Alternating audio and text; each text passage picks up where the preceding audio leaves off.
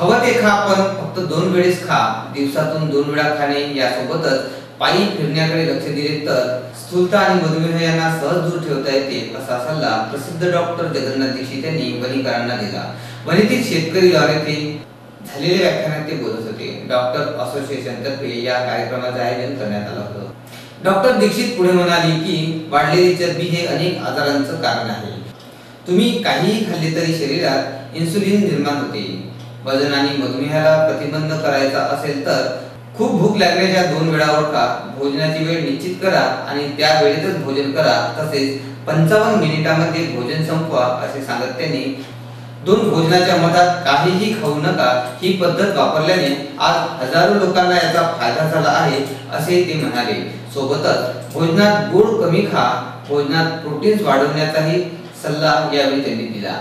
शनिवारी शेतकरी लॉन येथे डॉक्टर असोसिएशन द्वारा डॉक्टर जगन्नाथ दीक्षित यांचे विनासायास वेट लॉस आणि मधुमेह या विषयावर व्याख्यान आयोजित करण्यात आले होते. या कार्यक्रमाला मोठ्या प्रमाणात वणीकर उपस्थित होते.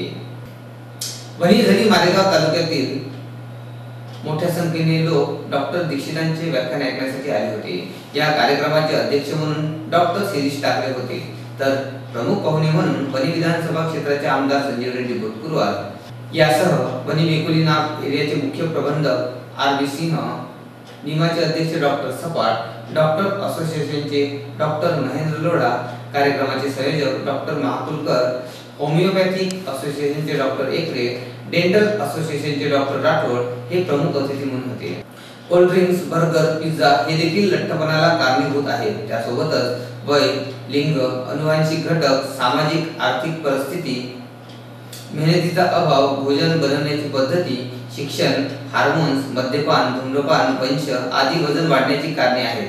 अनेकांना वजन कमी करायचे असते, परंतु कामाच्या व्यापामुळे ते शक्य होत नाही. त्यासाठी विनायास वेट लॉस करण्याची पद्धत संशोधित करून आम्ही त्याचा प्रसार करण्याचा प्रयत्न करतोय, असेही ते म्हणाले. व्याख्यानाचा विषय आम्ही मुद्दाम विनासायास दिसते का सगळ्यांनी? विनासायास वेट लॉस असं ठेवलेलं आहे. विनासायास हा शब्द मुद्दाम आम्ही लावलेला, कारण सगळ्या लोकांना असं वाटत असतं की आपलं वजन दीक्षित सरांनी कमी करा, आम्हाला हे करायला सांगू आणि त्यांची इच्छा असते. काही लोकांना तर असं वाटतंय की उद्यापासून दीक्षित सर आपल्यासाठी 4 किलोमीटर पळणार आहे, तर मी असं काही करणार नाही. मी तुम्हाला फक्त रस्ता दाखवणार, चालायचं तुम्हाला. दुसऱ्याच्या भरोश्यावर काही होत नाही. जो दुसऱ्यावर विसंबला त्याचा कारभार संपला, बरोबर. पण हा शब्द यासाठी लावला की तुम्ही यावं काय. विनासायास म्हणजे इंग्रजीमध्ये एफर्टलेस. तर मी जे सांगणार आहे ते काही 100% विनासायास नाही. थोडा प्रयत्न तुम्हाला करायचा आहे, पण थोडाच, खूप जास्त. कारण वजन कमी करायला तुम्ही काय काय प्रयोग केले असेल आजपर्यंत त्याचा काही नेम नाही. 8 दिवसापूर्वी माझ्या मित्राच्या बायकोचा मला फोन आला. ती म्हणाली तुमच्या मित्राला काहीतरी समजावून सांगा, नाहीतर मी घटस्फोट घेणार आहे. मला आश्चर्य वाटलं. त्यांचं लग्न होऊन 30 वर्ष झाले, आता घटस्फोट कशाला घेत असेल का? तसा आमचा मित्र काही भानगड करण्यासारखं नाही. म्हणून विचारलं वहिनी काय झालं, काय प्रॉब्लेम?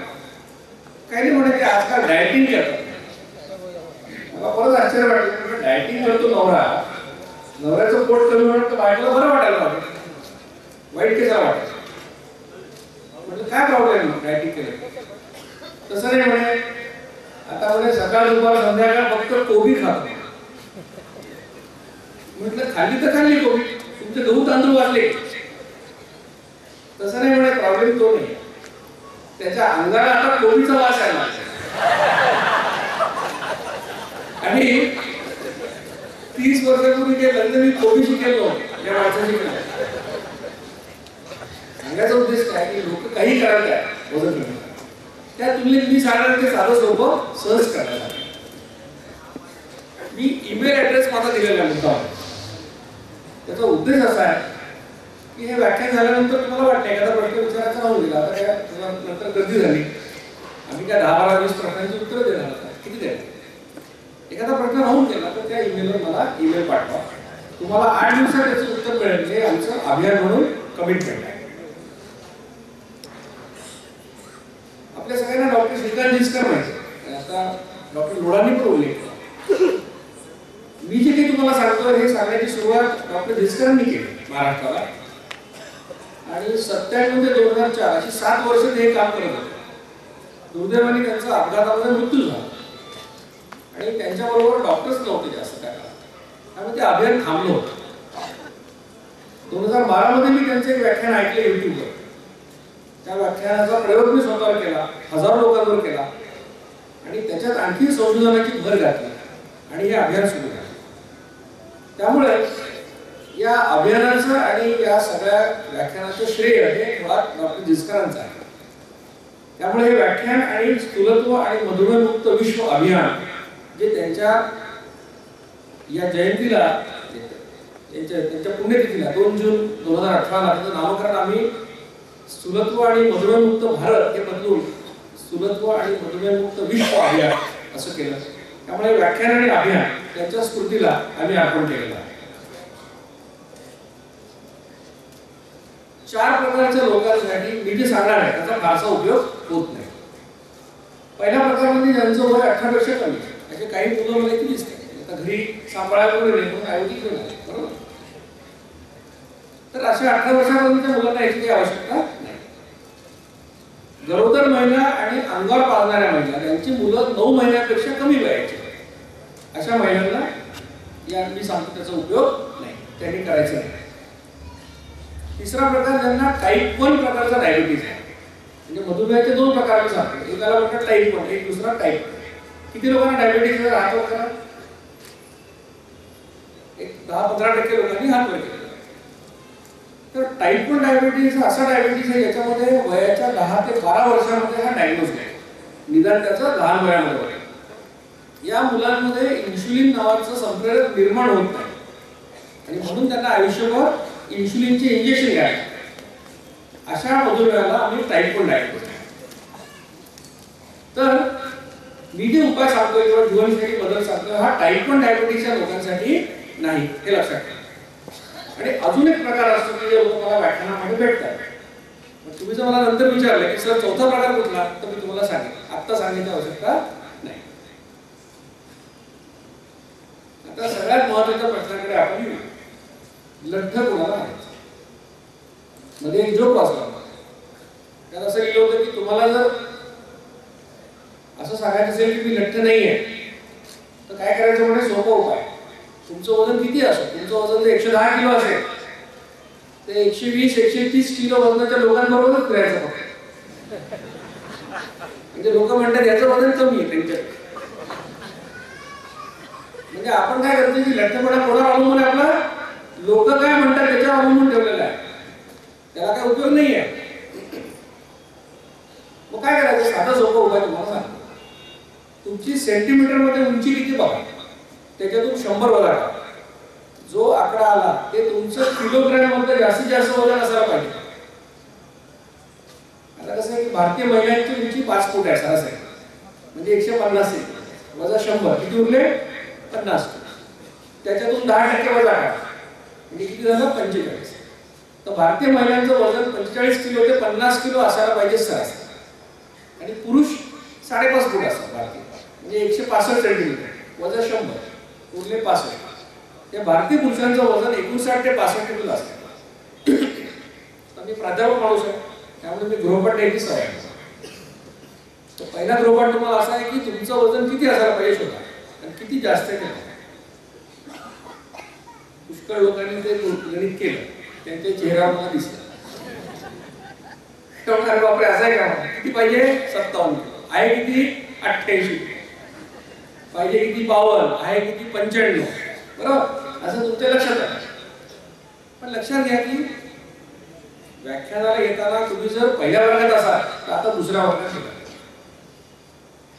कारण आपलं वजन जास्त आहे हे माहिती आहे आणि किती कमी करायचं हे आपल्याला माहिती आहे. हा वजन कमी करण्याच्या प्रवासातला महत्त्वाचा टप्पा आहे, लक्षात ठेवा. तो तुम्ही आता काय, आता तुम्हाला कोणी काही म्हणण्याचा फरक पडणार नाही. दुसरं तुम्हाला बारीक म्हणू, लठ्ठ म्हणू, तुमचं तुम्हाला माहिती आहे की आपलं वजन किती असतं. लठ्ठपणाची काळजी का करायची? लोक म्हणतात बरं खात्या पिता घरचं असेल तर काय वाईट, थोडं पोट सुटलं असेल तर काय बिघडलं. पण लठ्ठपणामुळे अनेक प्रश्न निर्माण होतात. रक्तस्राव होणे, ब्लड प्रेशर वाढणे, कोलेस्ट्रॉल वाढतं, मोतीबिंदू या लोकांना लवकर होतात, पित्ताशयामध्ये खडे होतात, यकृतामध्ये चरबी जमा होऊन फॅटी लिव्हर नावाचा आजार होतो, गुडघे दुखतात, काही लोकांचा रात्री झोपेत श्वास बंद पडण्याची शक्यता असते, लठ्ठ लोकांचा कॅन्सर होतात काही.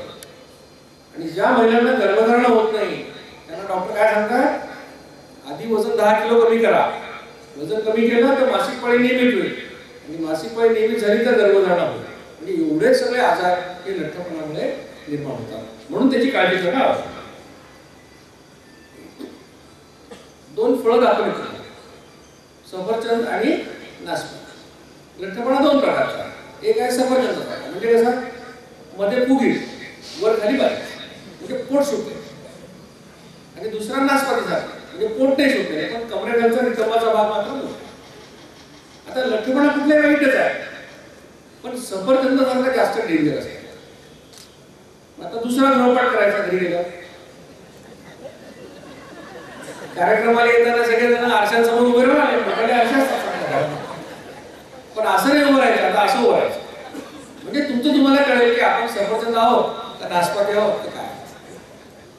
नवरा बायकोने एकमेकांची चेष्टा करा हरकत नाही की तू सफरचंद आहे तू नाशपाती, कारण हा काय असाध्य आजार नाही. मी सांगितलेलं करा तर वर्ष 2 वर्षामध्ये तुम्ही फ्लॅट होणार.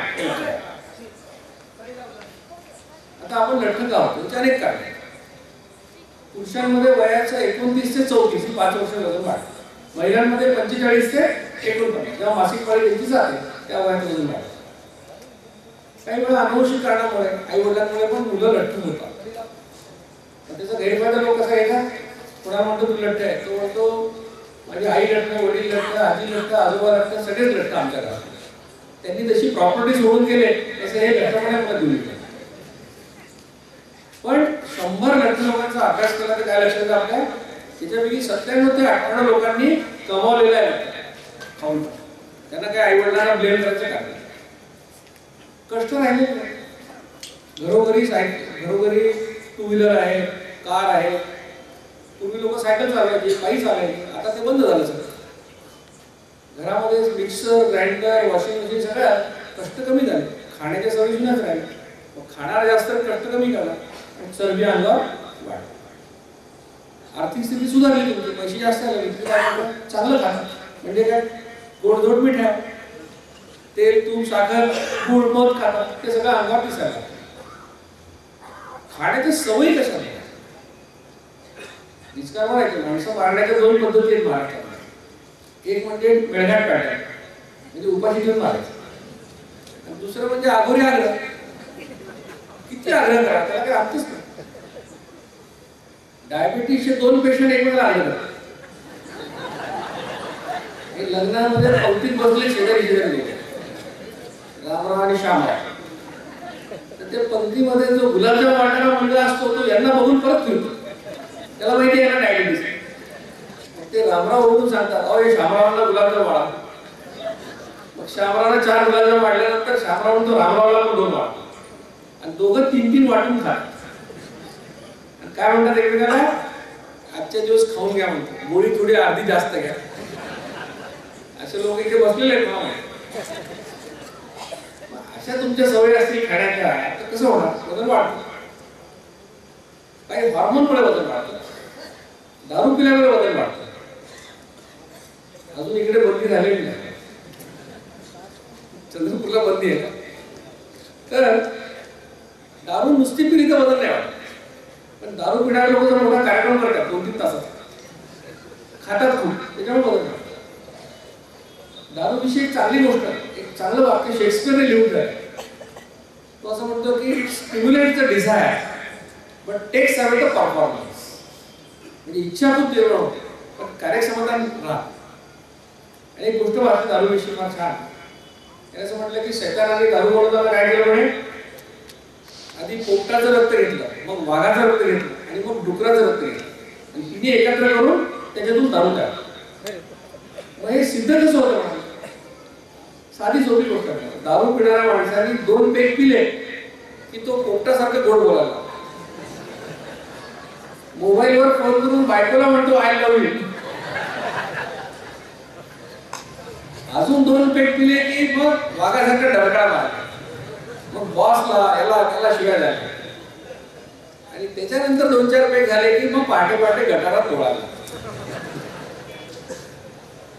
धूम्रपानाचं असं म्हणतात की जे लोक सिगरेट पितात त्यांचं वजन न पिणाऱ्यापेक्षा कमी असतं. असं म्हटलं की बऱ्याच तरुण लोकांना एकदम मनात आशा निर्माण होते की चला आता काहीतरी आपण सिगरेट पिऊन वजन कमी करायचा प्रयत्न करूया, सरांनी सांगितलं. पण स्मोकिंग विषयी चांगलं वाटतं धूम्रपानाविषयी. असं म्हणतात की जे लोक सिगरेट पितात ते कधीही म्हातारे होत नाही, आधीच मारतात. आणि त्याच्यामुळे जर कोणाला असं वाटलं असेल की आपण सिगरेट पिऊन वजन कमी करा तर तुमच्या कामाचं नाही लक्षात. शिक्षणाचा आपल्याला काय परिणाम व्हायला पाहिजे, आपल्याला कळायला पाहिजे चांगलं वाईट काय आपल्यासाठी, आरोग्याच्या सवयी कुठल्या आहेत कळायला पाहिजे.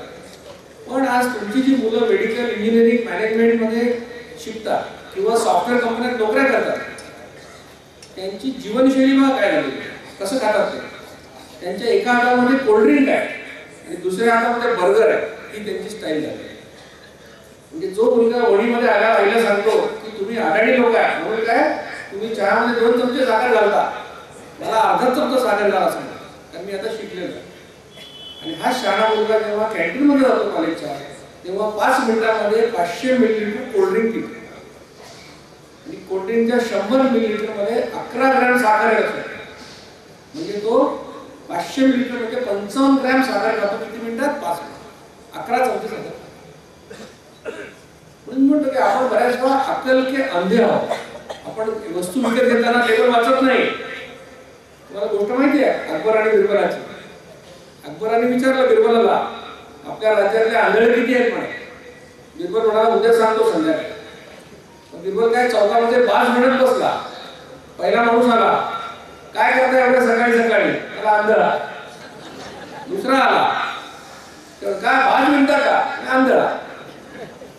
तसं तुम्ही जर लेबल वाचायला शिकला प्रत्येक वस्तूचं, तुम्हाला सांगतो कोल्ड्रिंक, सध्याचे जे ट्रक ड्रायव्हर रात्री गाड्या चालवतात ते दारू पित नाही, ते एका प्रकारचं कोल्ड्रिंक पितात रेडबुल नावाचं. त्याच्यामध्ये प्रचंड मोठ्या प्रमाणात कॅफीन आहे. एकदा प्रयोग करून पहा, रात्री 12 वाजता जर तुम्ही 1 रेडबुल पिलं तर पहाटे 6 पर्यंत डोळा मिळणार नाही. अशा प्रकारच्या कोल्ड्रिंक तुमची मुलं आज पित आहेत. आत्तापासून त्यांना आवडलं नाही, सांभाळलं नाही तर भविष्य फार खराब आहे. लक्षात काही औषधांमुळे होतं मला त्यातलं महत्त्व सांगतो. जेव्हा डायबिटीसच्या पेशंटला आम्ही इन्सुलिनचे इंजेक्शन द्यायला सुरुवात करतो औषध म्हणून, त्याचा साईड इफेक्ट वजन वाढण्याचा. मेटफॉर्मिन जर सोडलं तर बाकी सगळ्या औषधांनी भूक वाढतो आणि वजन वाढतं. इतक्या सगळ्या कारणांमुळे तुमचं वजन वाढू शकतो. पुष्कळ लोकांना बरं वाटतं चला आपलं वजन कुठल्या ना कुठल्या तरी कारणावर आपण ढकलू शकतो, आपली काय विशेष जबाबदारी नाही. पण खरं कारण काय तुम्हाला सांगतो, सगळ्यात महत्त्वाचं कारण असं आहे की तुम्ही आवश्यकतेपेक्षा जास्त खा आणि कष्ट करत नाही. पैसे नुसते कमावले, खर्च नाही केलं तर काय होतं, बँक बॅलन्स वाढतो. तसं तुमचा चरबीचा बॅलन्स वाढतो. खूप लोकांना विचारतो तुम्ही कशासाठी खातो, मग लोक सांगतात आम्ही काय ऊर्जासाठी खातो, कोणी म्हणतं मी प्रोटीनसाठी खातो, कोणी म्हणतं आयर्नसाठी खातो. आपापल्या ज्ञानानुसार लोक सांगतात. पण खरं कारण तुम्हाला सांगतात, तुम्ही का खाता याचं एकच कारण आहे फक्त, आणि ते म्हणजे तुम्हाला मिळतं म्हणून तुम्ही खा, दुसरं काही कारण नाही. आता समजा डॉक्टर लोढांनी असं ठरवलं की इथे शेगावची कचोरी फिरवायची, किती लोक नाही खाणार? जे लोक आमच्या डाएट करतात ते नाही खाणार, बाकीचे खातीलच. फुकट आहे म्हणलं 2 खातील. आता कोणी असं म्हणणार आहे का की लोढा सर आम्ही 5:30ला आलो खाणार, आता 7 वाजले, आम्हाला एक कचोरी द्या खायला, असं कोणी म्हणणार आहे का? कुणी म्हणणार. कचोरीची भूक लागली कोणाला? कोणालाच लागली नाही. का खाल्ली? मिळाली म्हणून खाल्ली. कुठेही तुम्ही कुठेही जा, तुम्ही प्रसाद तुम्ही वाटायला लागला तर 100 लोक हात उभे राहतात आणि मोठे मोठे लोक म्हणजे हात पुढे उभे राहतात. काय देणार तुम्ही त्याला? अर्धा पेढा देणार, त्यासाठी उभे राहतात. मिळतं म्हणून खाता. लक्षात ठेवा, खाण्याबद्दल जागरूकता वाढणं आवश्यक आहे. तुम्ही नंतर सांगा. 2012 मध्ये माझं वजन 8 किलो वाढलं आणि ते कमी करायचे मी अनेक प्रयत्न, तुमच्यापैकी पण अनेक लोकांनी केले. त्यातला पहिला प्रयोग होता आठवड्यातून एक दिवस उपवास करायचा, कडक उपवास. दिवसभर काही खायचं नाही, फक्त चहा मात्र प्यायचा. म्हणजे तुम्ही जसा कार्तिकी आषाढीला उपवास करता तसं नाही. काही कुटुंब मला अशी माहिती की याच्यामध्ये कार्तिकी एकादशीला काय खायचं याचं प्लॅनिंग 15 दिवसापासून करतात. शिरा कधी खायचा, बटाट्याचे काप कधी खायचे, असं सगळं प्लॅनिंग चालू आहे. तसं नाही करायचं, पूर्ण काही खायचं नाही, फक्त चहा खायचा. 1.5 महिन्याने असं लक्षात आलं माझं वजन 1.5 किलो वाढलं. मला आश्चर्य वाटलं, वजन काय वाढलं. मग मी वाचलं की स्टार्वेशन सिग्नल नावाची कल्पना, उपासमारीचा संदेश. म्हणजे काय, आणि कोणामध्ये घडतं विशेषतः जे लोक आडमधडम उपास करतात, आज सोमवार, उद्या चतुर्थी, परवा आणखी काहीतरी, या लोकांचा मेंदू कन्फ्यूज होऊन जातो. मेंदूला जर असं वाटतं की याला आज खायला मिळालं, उद्याचा याचा काही भरोसा नाही. तर मेंदू काय करतो, जे खायचं रूपांतर चरबीत करून साठवतो. म्हणून तुमच्या ओळखीचे जे लोक आडमधडम उपास करतात सगळ्यांची पोटं सुटलेली आहेत. याचं कारण स्टार्वेशन सिग्नल. हा प्रयोग फसला. दुसरा प्रयोग केला, रात्री फळं खायचं. दिवसभर काय आवडते काय, रात्री फक्त फळं खायचं. परिणाम असा झाला की सकाळी पोट साफ व्हायचं, तर फळामध्ये फायबर असते. पण वजनावर काही परिणाम झाला नाही, त्याला महिना 2 महिन्यात तोही प्रयोग थांबला. पण तिसरा प्रयोग केला, एक दिवशी फळं खायची, एक दिवशी उपाशी राहायचं, एक दिवशी रस प्यायचा. असं 3 दिवस करत. हे करताना माझं 8-10 दिवसातच पोट बिघडलं. कारण रस पाहिजे म्हणजे काय, गाजर खावंसं वाटलं, गाजराचा ज्यूस काढून प्यायचा. ते कच्चे पदार्थ पचवायची सवय नसतात.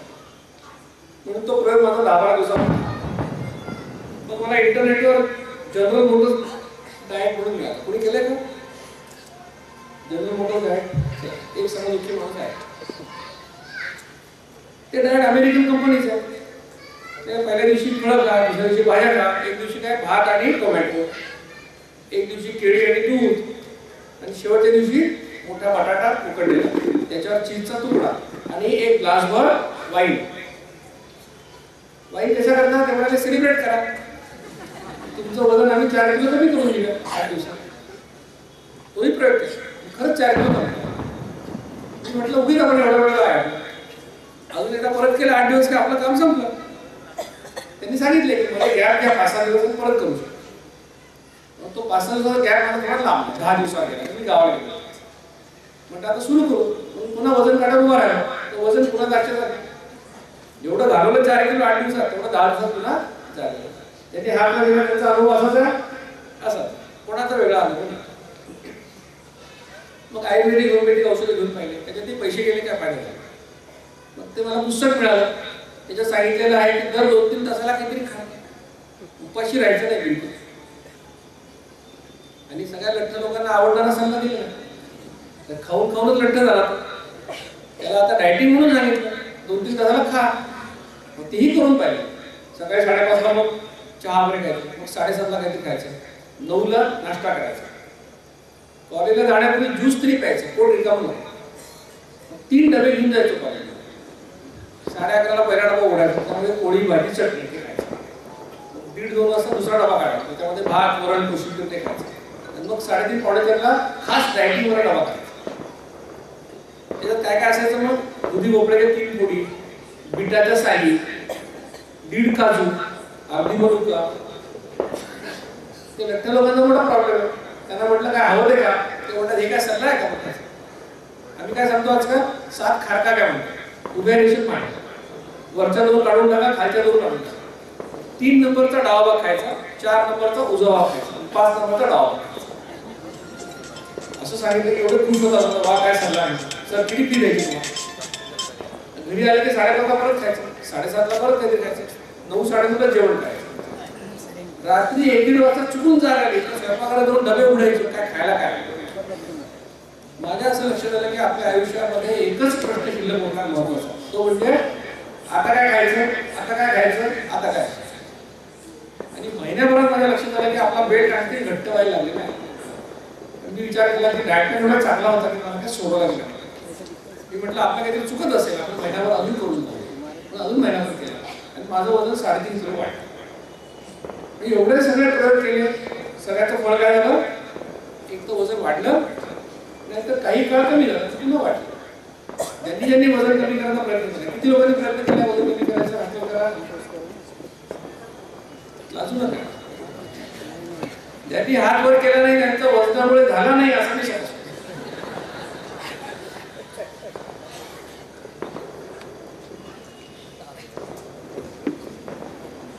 नाही तर व्याख्यानाला आले कसं असते, दोनच काम आहेत, वजन आणि मधुमेह, दोनच. पण काही सिन्सिअर विद्यार्थी बघते ऑडियन्स मध्ये, ते कागदावर लिहून घेतात, आजकाल मोबाईल मध्ये नोट्स काढतात.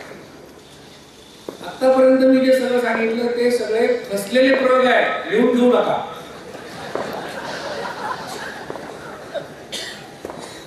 या व्याख्यानामध्ये लिहून घेण्यात काही नाही, समजणार काय ते सगळं समजेल.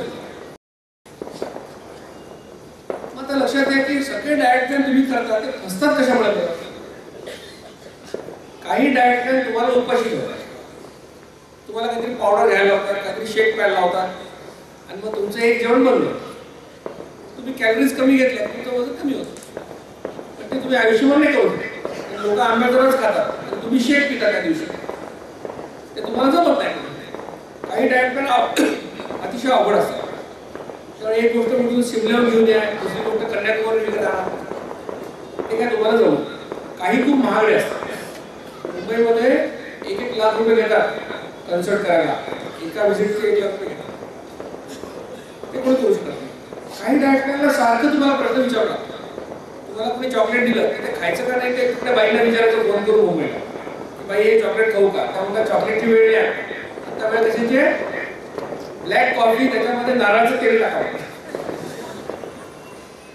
मग साहजिकच तुम्हाला वाटतं की अरे आपण ते कोणाचे गुलाम झालो, गुलामी कोणाला आवडत नाही, ते तुम्ही बनलं.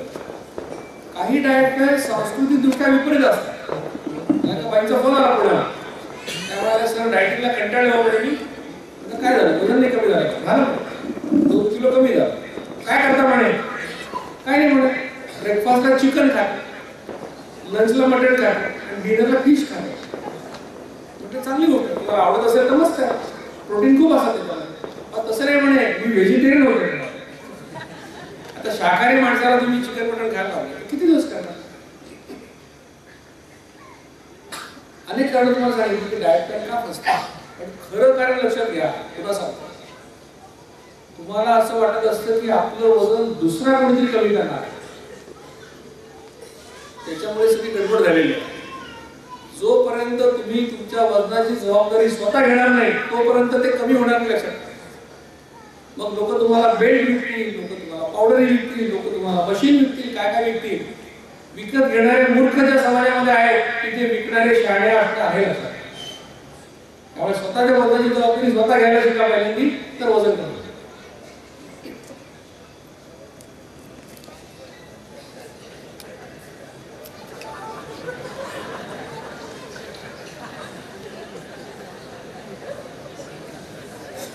शेवटी मी इतका निराश झालो, मला वाटतं वजन कमी करायचं एवढा काही मार्ग भेटतो का, याच्याशिवाय काही चरबी जाणार नाही असं वाटतं.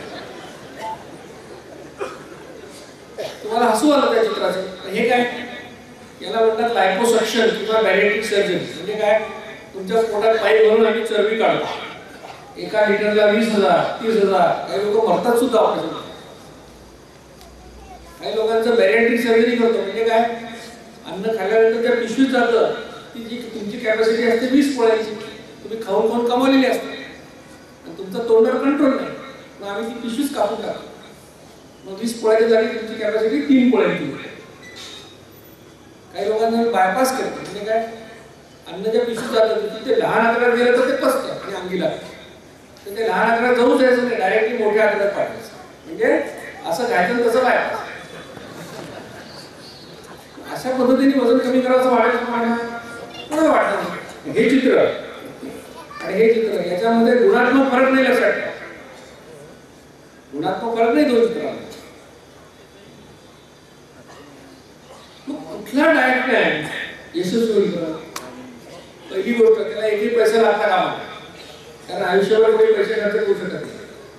त्याला डॉक्टर किंवा एक्सपर्ट लागू नाही, कुठला कोणतेही मशीन आणावं लागू नये, कुठलंही न्यूट्रिशनल सप्लिमेंट पावडर बिवडर आणायची गरज पडू नये. कारण उद्या कंपनीज बंद झालेलं काय करणार? आणि सगळ्यात महत्वाची गोष्ट, तुम्हाला आयुष्यभर ही गोष्ट आनंदाने करता आली, मन मारून नाही, असं जर काय असेल तर तो डाएट प्लॅन सक्सेसफुल, अशा डाएट प्लॅन त्यांनी शोधावा. आणि माझं नशीब चांगलं की मला त्यावेळेला एका मित्रांनी जिचकरांचं लेक्चर ऐकायला दिलं. ते लेक्चर आज पण युट्यूबवर अवेलेबल आहे. फक्त तुम्हाला एक सूचना अशी देतो की आता तुम्ही जेव्हा जिचकरांचं व्याख्यान ऐकणार ते कशासाठी ऐकायचं, त्यातून प्रेरणा घेण्यासाठी ऐकायचं, त्यातली तळमळ समजून घेण्यासाठी ऐकायचं. पण वजन कमी करण्यासाठी आणि मधुमेह टाळण्यासाठी मी जे सांगतोय त्याप्रमाणे करायचं. कारण टेक्नॉलॉजी बदलली, 97 ची टेक्नॉलॉजी आणि 2018 याच्यात फरक पडलेला. जिचकरांनी जे जे सांगितलं ते सगळं आम्ही तपासून पाहिजे प्रयोगांच्या, आणि जे आम्हाला लक्षात आलं की हे अजूनही इतकंच खरं आहे तेवढंच आम्ही तुम्हाला सांगतो. म्हणून जिचकरांचं व्याख्यान ऐकायचं, पण प्रेरणा घेण्यासाठी ऐकायचं. ते व्याख्यान नाही ऐकलं. त्या व्याख्यानामध्ये जिचकरांनी एक साधा सोपा उपाय सांगितला जो मी तुम्हाला सांगतो.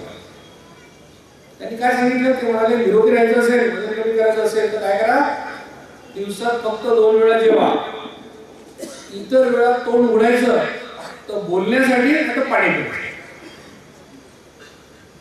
मी ते व्याख्यान 5-6 वेळा. मी म्हटलं जिचकार असं म्हणतात का, कमी खा तसं म्हणत, गोड खाऊ नका म्हणतात का, तसंही म्हणत, तेल तूप खाऊ नका म्हणतात का, तसंही म्हणत, नॉनव्हेज खाऊ नका तसंही म्हणत. मला आश्चर्य वाटलं. नियम काय, काय हवं ते खा, पोटभर खा, पण 2 तास खा, एवढा नियम. बाकी कुठलाही नियम कुठलंच बंद नाही. आम्ही तर मेडिकल कॉलेजमध्ये काय शिकलो, कॅलरीज इन कॅलरीज आउट. जास्त खाल्लं कमी खर्च केलं तर वजन वाढलं, हे आम्ही शिकलो. पण तुमच्या घरातली उदाहरणं असतात ना, 2 भाऊ असतात, एक बारीक असतो की लठ्ठ असतो, आणि तो बारीक लठ्ठपेक्षा जास्त खातो आणि कधीच लठ्ठ होतो, आणि तो लठ्ठ थोडं खातो बिचारा तरी त्याचं वजन वाढतं. हे बघितलं. तर कॅलरीज इन कॅलरीज आउटचं गणित पोल्ट्रीमध्ये चालतं, कॅटलमध्ये चालतं, म्हणजे प्राण्यांमध्ये चालतं, पण माणसं चालवत नाही असं दिसतं. मग त्यांनी सांगितलेला प्रयोग विचार केला की आता आपल्याकडे काही उरलंच नाही करायला, सगळे प्रयोग फसले. नाही तर जिचकरांसारखा विद्वान माणूस सांगत असेल तर प्रयोग करायला काय.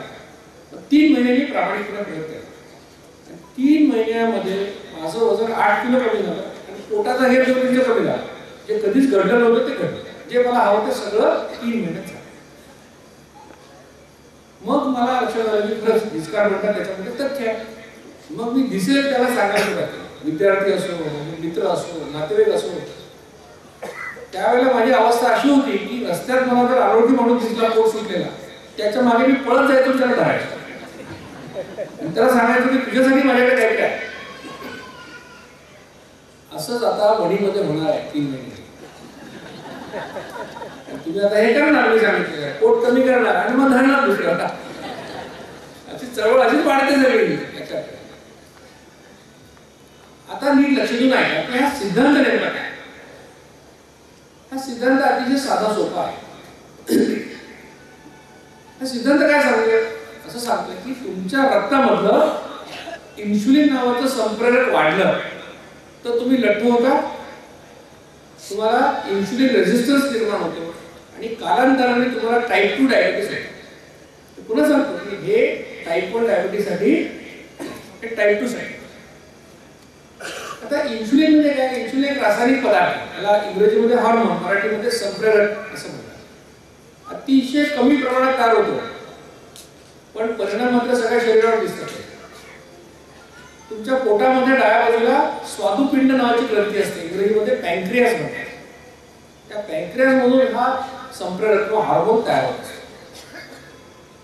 हा हार्मोन 2 प्रकारे तयार होतो, इन्सुलिन 2 प्रकारे निर्माण होतो. एकाला म्हणतो आम्ही बेसलाईन सिक्रेशन, पायाभूत स्त्राव. म्हणजे काय, 24 तास तुमच्या पॅन्क्रियासमधून थोडं थोडं थोडं इन्सुलिन बाहेर येत राहते. किती येतं ते, 24 तासामध्ये 18 ते 32 युनिट एवढे. तुम्हाला माहिती इन्सुलिन आपण युनिटमध्ये मोजतो, किती, 18 ते 32. याचं वैशिष्ट्य असं आहे की तुम्हाला ते थांबवता येतं, तुमच्या हातात नाही थांबवणं, ते चालूच राहणार, जिवंत राहण्याकरता आवश्यक आहे. इन्सुलिन निर्माण होण्याचा दुसरा मार्ग आहे की तुम्ही जेव्हा खाता तेव्हा इन्सुलिन तयार, तुम्ही खाल्लं की इन्सुलिन तयार. आता अपेक्षा अशी की तुम्हाला लागणाऱ्या एकूण इन्सुलिन पैकी 50% बेसलाईन पद्धतीने यावं आणि 50% तुम्ही खाण्यामध्ये टाकावं. म्हणजे काय लक्षात आलं की 18 ते 32 युनिट बेसलाईन, तर 18 ते 32 युनिट तुम्ही खाण्यामध्ये तयार करावं अशा अपेक्षा. आता जे इन्सुलिन तुम्ही खाण्यामध्ये निर्माण करता त्याचं एक वैशिष्ट्य असं आहे की तुमचं प्रत्येकाचं इन्सुलिन निर्माण करण्याचं एक माप आहे. म्हणजे काय, जशी तुमची ओंजळ आहे, तुम्हाला म्हटलं की शेंगदाणे घ्या, सगळ्यांना सारखे मिळाले का नाही, कोणाला जास्त कोणाला कमी मिळतं. तसं इन्सुलिन निर्माण करण्याचं प्रत्येकाचं एक माप, कोणाचं 2 युनिटचं आहे, कोणाचं 4 आहे, कोणाचं 10 आहे, कोणाचं 20 आहे. म्हणजे जर या लोकांना मी प्रत्येक 10 लोकांना घेतलं, प्रत्येकाला एक एक पोळी खायला दिली तर काय होणार आहे, ज्याचं माप 2 युनिटचं आहे त्याचं 2 युनिट तयार आहे, ज्याचं 20 युनिटचं आहे तो 20 युनिट. म्हणजे हे प्रत्येकाचं वेगवेगळं आहे. आता अजून एक वैशिष्ट्य असं आहे की तुम्ही एक पोळी खाल्ली तरी एक माप इन्सुलिन पडतं, आणि 4 पोळ्या खाल्ल्या तरी सुद्धा एकच माप इन्सुलिन पडतं. म्हणजे एका पोळीला एक माप, 2 पोळीला 2 माप असं नाही आहे, खाल्लं की तेवढा एक माप पडणार. आणि शेवटचं वैशिष्ट्य असं आहे की एकदा तुमचं माप रिकामं झालं की भरायला 55 मिनिटं लागतात. याचा व्यवहारामध्ये अर्थ काय की तुम्ही जेवायला बसले आणि 55 मिनिटाच्या आत जेवण संपवलं तर इन्सुलिनचं माप एकदा रिकामं होतं. पण तुम्ही 55 मिनिटापेक्षा जास्त वेळ जेवण बसला तर काय होणार, प्रत्येक 55 मिनिटाला एकदा माप रिकामं होतं. हे लक्षात आलं काय काय सांगितलं, इन्सुलिन पॅनक्रियाजवळ तयार होतं, 2 प्रकारे तयार होतं, बेसलाईन 18 ते 32 युनिट, 24 तास थोडं थोडं बाहेर होतं, तुम्ही थांबू शकत नाही, जिवंत राहण्याकरता आवश्यक. अपेक्षा काय की तुम्ही 18 ते 32 युनिट खाण्यामध्ये तयार करावं. खाल्ल्यानंतर प्रत्येकाचं तुमचं खाल्ल्यानंतरचं इन्सुलिन निर्माण करण्याचं एक माप आहे, कोणाचं 2 युनिट, कोणाचं 5 युनिट, कोणाचं 10 युनिट. एक पोळी खाल्ली तरी एक माप, आणि 2 पोळ्या खाल्ल्या तरी एकच माप इन्सुलिन पडणार आहे. आणि एकदा माप रिकामं झालं की पुन्हा पडायला 55 मिनिटं. हे सगळं लक्षात आलं. आता इन्सुलिन तयार कशामुळे होतं, याचा उपयोग काय, कशाने येतं ते, खाल्ल्यानंतर निर्माण होतं. कारण अन्न पचन झाल्यानंतर जे घटक रक्तामध्ये येतात त्याचा वापर करणं हे इन्सुलिनचं काम. आता तुम्ही जेव्हा बसले की 10-12 पदार्थ खाता, तुम्ही लग्नात गेला तर 20-25-30 पदार्थ खाता. तुम्ही 3 पदार्थ खाल्ले काय आणि 30 पदार्थ खाल्ले काय. अन्न पचन झाल्यानंतर रक्तामध्ये फक्त 3च गोष्टी येतात. 100 खाल्ले म्हणजे 100 येत नाही, लक्षात ठेवा. कर्बोदक किंवा कार्बोहायड्रेट्स पासून ग्लुकोज, प्रथिन किंवा प्रोटीन्स पासून अमायनो ऍसिड्स, आणि तेल तूप चरबी किंवा फॅट्स पासून फॅटी ऍसिड. 3च पदार्थ तुम्ही काही खा, ग्लुकोज, अमायनो ऍसिड आणि फॅटी ऍसिड, 3च. तुमचं शरीर हे कोट्यावधी पेशींचं बनलेलं आहे, आणि या प्रत्येक पेशीला काम करायला ऊर्जा लागते. तुम्हाला सामान्यपणे दिवसाला 2000 कॅलरीज ऊर्जा लागत असते. तुमच्या वजनानुसार कामानुसार बदले, पण सरासरी आपण 2000 पकडूया.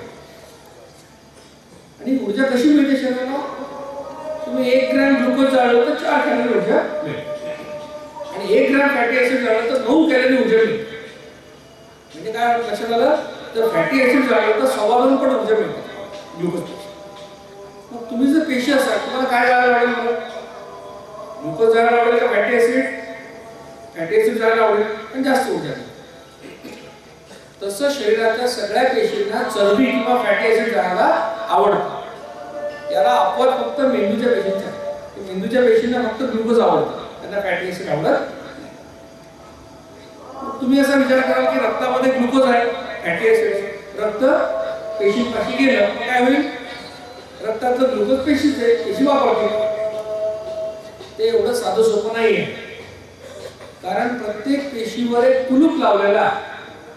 त्या कुलपाला आम्ही तांत्रिक भाषेमध्ये इन्सुलिन रिसेप्टर, म्हणजे काय की जर रक्तामध्ये ग्लुकोज आहे पण पेशीला कुलूप लावलेला तर काय होणार, ते ग्लुकोज पेशीत जाऊ शकतो. ही कुलप सगळ्या पेशीवर आहे, फक्त मेंदूच्या पेशीवरची कुलप काम करत नाही. त्यामुळे मेंदूच्या पेशी डायरेक्टली रक्तातून ग्लुकोज घेऊ शकतात, इतर पेशी नाही घेऊ शकतात.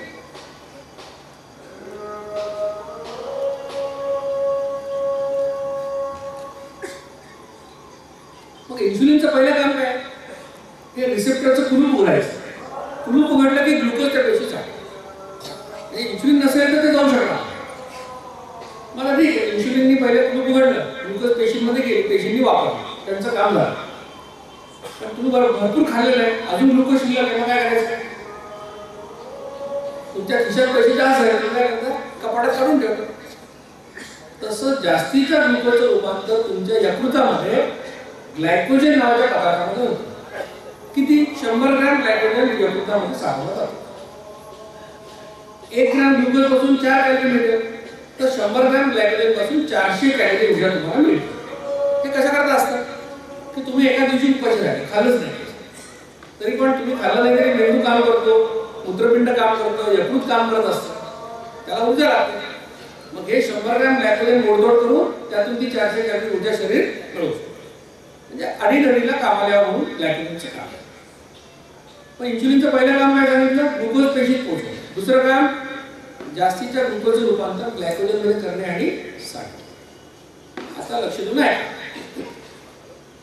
ही 2 कामं झाल्यानंतर जर आणखीन ग्लुकोज रक्तामध्ये शिल्लक असेल, या ग्लुकोजचं रूपांतर इन्सुलिनमुळे फॅटी ऍसिड मध्ये होतं आणि ते चरबीच्या रूपात शरीरात साठवलं जातं. आता खूप लोकांच्या डोक्यात प्रकाश पडला, काय की मी तेल खात नाही, तूप खात नाही, अंड्यातलं पिवळं सुद्धा फेकतो, तरी मी लठ्ठ कशामुळे झालो? कशामुळे झाला? जी पोळी खाल्ली, भात खाल्ला, भाकरी खाल्ली, वरण खाल्लं, त्याच्यातल्या ग्लुकोजचं रूपांतर चरबीत केलं. कोणी केलं? कोणी केलं? इन्शुलिनने. या सगळ्या स्टोरी मधला खलनायक कोण आहे? इन्शुलिन. लक्षात. मग अमायनो ऍसिडचं रूपांतर तो प्रोटीन्स मध्ये करतो आणि शरीर ते वापरतो. फॅटी ऍसिडचं रूपांतर चरबीत करून ते साठवतो. अशा प्रकारे शरीरामध्ये ऊर्जा साठवायचं काम इन्शुलिन करतो, म्हणून त्याला संग्राहक संप्रेरक म्हणतात, कॉन्झर्विंग हॉर्मोन. या इन्शुलिनची लेवल जर वाढली रक्तात तर काय होतं? याला तांत्रिक भाषेमध्ये हायपर इन्शुलिनेमिया असं शास्त्र. आणि तुम्ही गुगलवर गेला आणि शब्द टाकला, तुम्हाला हजारो रिसर्च पेपर वाचायला मिळतील. आणि एकही रिसर्च पेपर असं म्हणत नाही की हे चांगल्या तब्येतीसाठी. सगळे रिसर्च पेपर म्हणतात की हे आरोग्यासाठी वाईट आहे. काय होतं? ब्लड प्रेशर वाढतं, लठ्ठपणा वाढतो, रक्तातलं कोलेस्ट्रॉल वाढतं, हार्ट अटॅकचं प्रमाण वाढतं. आणि सगळ्यात भयंकर गोष्ट काय होते? त्याला म्हणतात इन्शुलिन रेझिस्टन्स. म्हणजे काय की तुमच्या ज्या पेशी त्यांना सवय काय की इन्शुलिन खाल्ल्यानंतर निर्माण व्हावं आणि काम संपलं की पुन्हा 0 लेवलला राहावं. जसं तुमच्या घरामध्ये पाहुणे असतात, पाहुण्याला तुम्हाला काय वाटतं की पाहुणे 2 दिवसाकरता आले तर 2 दिवस राहावं आणि निघून जावं. समजा एखाद्या पाहुण्याने असं केलं की 2 दिवसाकरता आला आणि 2 महिने राहिले, तर काय करा तुम्ही? पुढच्या वेळेला त्यांनी फोन केला, मी येतो म्हटलं, तर काय म्हणाल तुम्ही? तुम्ही येऊ नका, आम्हीच गावाला चाललो म्हणता की नाही? हा तुमचा रेझिस्टन्स आहे पाहुण्याचा. तसं पेशींना काय वाटतं की एवढं इन्शुलिन जास्त आवडतं, मग काय करतात? त्याला विरोध करतात. मग काय करतात? ते आकार बदलतात. आकार बदलला की इन्शुलिनची किल्ली केल्या लागेल ते तुमचा. आता आपण बघूया काय होतं. समजा तुमचं माप होतं किती? 5 युनिटचं माप. तुम्ही खाल्लं की 5 युनिट इन्शुलिन पडायचं आहे. आता तुम्ही इन्शुलिनची लेवल वाढवून ठेवली होती, मग पेशीने त्याला रेझिस्टन्स निर्माण केला. मग काय होणार? 5 युनिट इन्शुलिन टाकलं पण ते इन्शुलिन तर काम करू शकत नाही. मग ग्लुकोज पेशीत जाऊ शकतात, पेशींची उपासमार होते. मेंदूला संदेश जातो की आता उपासमार व्हायला. मेंदू काय म्हणतो? आता याचं 5 युनिटचे काम होत नाही, याचं माप आता वाढवून द्या. मग 5चं याला 10 करून. मग काय होतं की तुम्ही प्रत्येक वेळेला खाल्लं की 10 युनिट इन्शुलिन तयार करायला लागतं. तुमचं आधी किती होतं? 5 युनिट, आता 10. मग थोडं एवढं इन्शुलिन वाढलं की थोडंसं 5-6 महिने धक्काबुक्की करून ग्लुकोज पेशीत जातो. रेझिस्टन्स परत वाढतो. परत वाढलं की पुन्हा ग्लुकोज जात नाही पेशी. पुन्हा मेंदू तुमचं माप वाढवतो, 10चं 15 करून देतो. असं करता करता एक अवस्था अशी येते की रक्तामध्ये ग्लुकोज वाढलेला आहे, रक्तातलं इन्शुलिन वाढलेलं आहे, ग्लुकोज काय पेशीत जाऊ शकतो कारण रेझिस्टन्स वाढलेला आहे. मग काय करतं शरीर? ऊर्जा मिळवण्यासाठी तुमचे मसल्स किंवा स्नायू त्याच्यात ते प्रोटीन्स काढून जाळायला लागतात. तुम्ही खंगायला लागता, तुमच्या लघवीतून ग्लुकोज जायला लागतं. मग तुम्ही डॉक्टरकडे जाता. मग तुमचं उपाशी पोटी 300 आणि जेवल्यानंतर 400 ब्लड शुगर येतं. आणि मग आम्ही तुम्हाला टाईप 2 डायबिटीसचा शिक्का मारतो. म्हणजे तुमच्या लक्षात काय आलं की तुम्हाला डायबिटीस काय झाला? टाईप 2 डायबिटीस इन्शुलिन निर्माण केलं नाही म्हणून नाही झालेला, एवढं तयार केलं की बिनकामाचे सगळं द्या म्हणून झालं. म्हणजे वजन वाढणे, इन्सुलिन रेझिस्टन्स आणि टाईप 2 डायबिटीज हे एकाच हायवेवरचे स्टॉप आहेत, लक्षात ठेवा, माइलस्टोन्स आहे. आणि जर कशामुळे घडलं, इन्सुलिनची लेवल वाढल्यामुळे घडलेलं लक्षात. आता जर इन्सुलिनची लेवल कमी झाली तर काय होईल, सगळ्या उलट्या गोष्टी होणार. पहिल्यांदा रक्तातील ग्लुकोज वापरले जाईल, त्याच्यानंतर तुम्ही ते खाल्लं नाही तर काय होणार, यकृतामध्ये जे ग्लायकोजन आहे 100 ग्रॅम ते काढून त्यातून ऊर्जा मिळते. मग खिशातले पैसे संपले, कपाटातले पैसे संपले, मग काय होईल, तुम्हाला बँकेत जाऊन एफडी मोडायला लागेल. बरोबर आहे का? एफडी केव्हा मोडता तुम्ही, सगळे वरचे पैसे संपल्यावर मोडतात.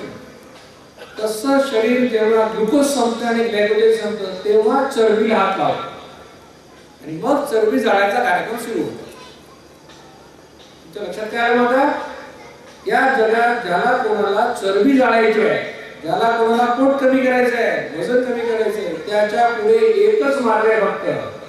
तो मार्ग कुठला, इन्सुलिनचं प्रमाण कमी करणे शरीरातला, दुसरा कुठलाही मार्ग अवेलेबल नाही. मग असं तुम्हाला करायचं असेल, इन्सुलिनचं प्रमाण कमी करायचं असेल तर उद्यापासून कमी खाणार का कमी वेळा खाणार, कमी वेळा खाणार तर कमी खाऊन इन्सुलिन तेवढंच तयार होणार. कमी खाण्याचा उपयोग नाहीये, कमी वेळा खाण्याचा, हे तुमच्या लक्षात. आता तुम्ही किती वेळा इन्सुलिन तयार करता बघा.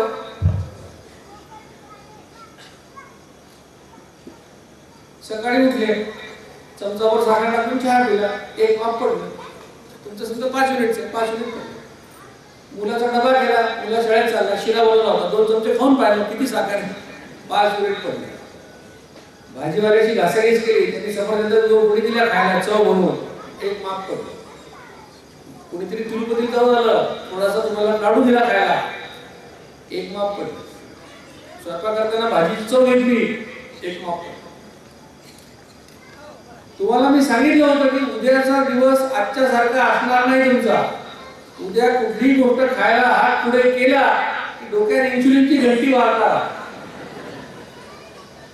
बरोबर. पण तुम्हाला खाण्याविषयीचं जागरूकता निर्माण होणार आहे. तुम्हाला जर तुम्ही पेढा आणून दिला, तुम्ही काय करणार, पेढा हातात घेणार, पेढ्याकडे बघणार आणि विचार करणार काय की एवढ्याशा पेढ्यासाठी 5 युनिट इन्सुलिन टाकायची आवश्यकता आहे का, नाही. मी काय करतो, आता वाटीत काढून ठेवतो, जेवताना खा. हे शहाणपण तुम्हाला येईल. आता बघा तुम्ही किती वेळा इन्सुलिन तयार करता बघा. मग आता साधा सोपा उपाय, वजन कमी करणे, डायबिटीसचा आहे, साधा सोपा उपाय. काय उपाय, कडक भूक लागण्याच्या 2 वेळा ओळखा आणि 2 वेळा जेवा. पुष्कळ लोकांना कळणारच नाही कडक भूक म्हणजे काय. भुके आधीच खातात, ज्याला कळलं ते नशीब, ज्याला नाही कळलं त्यांच्यासाठी 2 पॅटर्न करायचे, सकाळी 9, संध्याकाळी 6 किंवा दुपारी 12:30, रात्री 8:30. हे 2 पॅटर्न, कुठल्या तरी पॅटर्ननी चालू करून द्या. 8-10 दिवसात तुमच्या लक्षात येईल की आपली भूक 9ला नाही, बाबा 11ला, 11:30 त्या वेळेला जेवायचं. एकदा वेळा फिक्स झाले की त्याच वेळेला जेवा. 15 मिनिटं मागे पुढे चाल, पण एकदा 2-2, 3-3 तास नका करतो. काय होईल, स्टार्वेशन सिग्नल, पुन्हा पोट बाहेर. एकदा जेवायला बसले की 55 मिनिटात जेवण संपतं. 55 मिनिटं जेवा असं सांगितलेलं नाही. काही डॉक्टर माझे मांडतात 55 मिनिटं जेवलं तर असं होईल तसं. आणि मग ऐका तर घरी, मी काय सांगते, जास्तीत जास्त वेळ बोलतो. लोक त्यांना हवं ते बरोबर ऐकतात. मिनिटं का दिले, कारण इन्सुलिन निर्माण एकदाच करायचं आहे म्हणून 55. त्याच्या पलीकडे गेला तर 2दा तयार होणार, आपल्याला कसं करायचं म्हणून 55. आणि सुरुवातीला काय होईल, 8-10 दिवस तुम्ही नवीन नवीन कराल तर काय होईल, तुम्ही लक्ष ठेवा दिवसभर लोक काय काय खातात घरात. कोणी समोसा खाल्ला, कोणी काय खाल्लं, तुम्ही काय सगळे पदार्थ वाट्यांमध्ये गोळा करून ठेवा आणि अशी मस्त ताटली तुमची सजवा ताट आणि ते खा सगळं 55 मिनिटं. सुरुवातीला होईल कदाचित जास्त पण काळ होईल. आणि आधी उपासमार करून वजन कमी केलं असेल तर वजन कदाचित एका महिन्यात 1-2 किलो वाढेल सुद्धा आमच्या डाएट करणार. पण हळूहळू तुम्हाला तुम्ही कळेल किती खायचं, किती कमी खायचं. 55 मिनिटं जेवण संपव सांगितलं. 2 जेवणांच्या मध्ये काहीही खाऊ नका. हे वाक्य म्हटल्यानंतर मला शोलेतला डायलॉग आला, इथनं सन्नाटा केले भाय. लोक म्हणतात सर तुमच्या व्याख्यानाचं सगळ्यात क्रूर वाक्य आहे. कसं काय आम्हाला जमणार, 2 जेवणामध्ये काही खायचं. पण लक्षात घ्या की ही सवय तुम्हाला 8 दिवसामध्ये तुम्हाला असं तुम्ही पंचपक्वान्न आणून दिले तुम्ही खाणार नाही.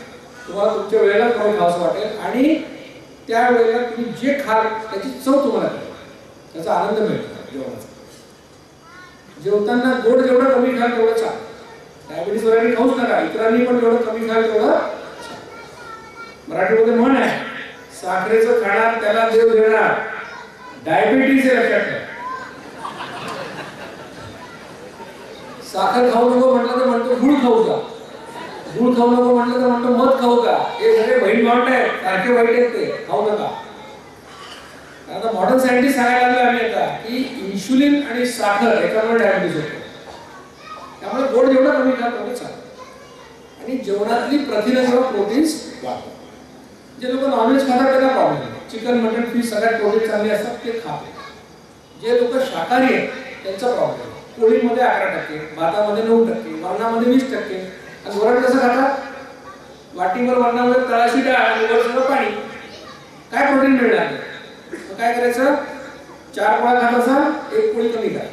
त्याच्या जागी वाटीवर मोडालेलं कडधान्य खा, घट्ट वरण खा, सोयाबीन खा, चीज खा, पनीर खा, दूध प्या, शेंगदाणे खा. उद्देश काय? कार्बोहायड्रेट थोडे कमी करायचे, प्रोटीन थोडेसे.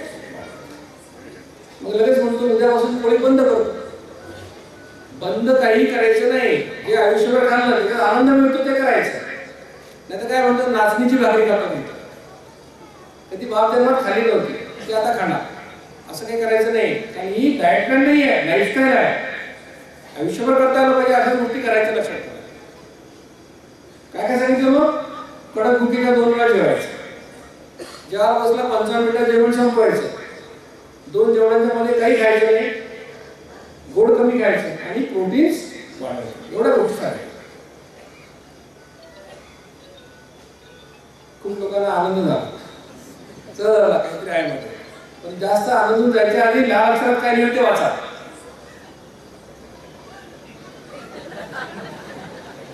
उत्तम मार्ग म्हणजे आधीमध्ये काही खाऊ नका. आपलं ध्येय काय पाहिजे? 2दा जेवण आहे, मध्ये पाणी पिणे हे असायला पाहिजे. काय काय सांगतात? पाणी चालेल. घरी बनवलेलं पातळ ताक, विकतचं नाही. 2 चमचे दह्यामध्ये ग्लासभर ताक बनवा, हवं तेवढं प्या. आवडत असेल तुम्हाला तर ग्रीन टी ब्लॅक टी चालेल. नंतर लगेच मला फोन, सर ग्रीन टी कुठल्या कंपनीचा घ्यायचा?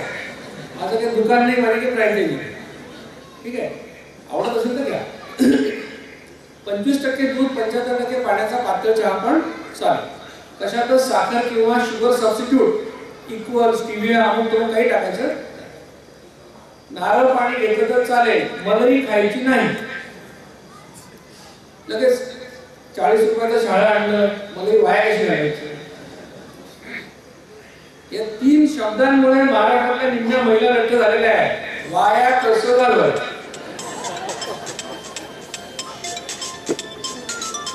ज्यांची मुलं लहान आहे 1 वर्षाची, त्या तर 90% येत नाही. काय करतात? लहान मुलासाठी शिरा बनवला. आता प्रेम एवढं त्याच्यामध्ये 10 चमचे तूप टाकलेले चांगले तूप. आणि त्या मुलाच्या मागे फिरतात दिवसभर प्लेट घेऊन खातात. ते मूल किती खाणार? लहान 5 चमचे 6 चमचे खातात. मग एवढं मोठं होतं. मग वाया कसं घालवायचं?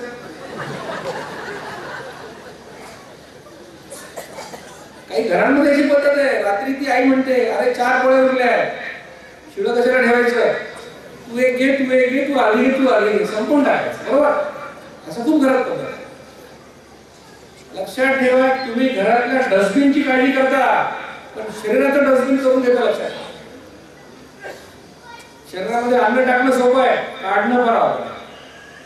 110 किलोच्या माणसाला विचारा, तो सांगतो सर हवा खाली तरी वजन वाढतं.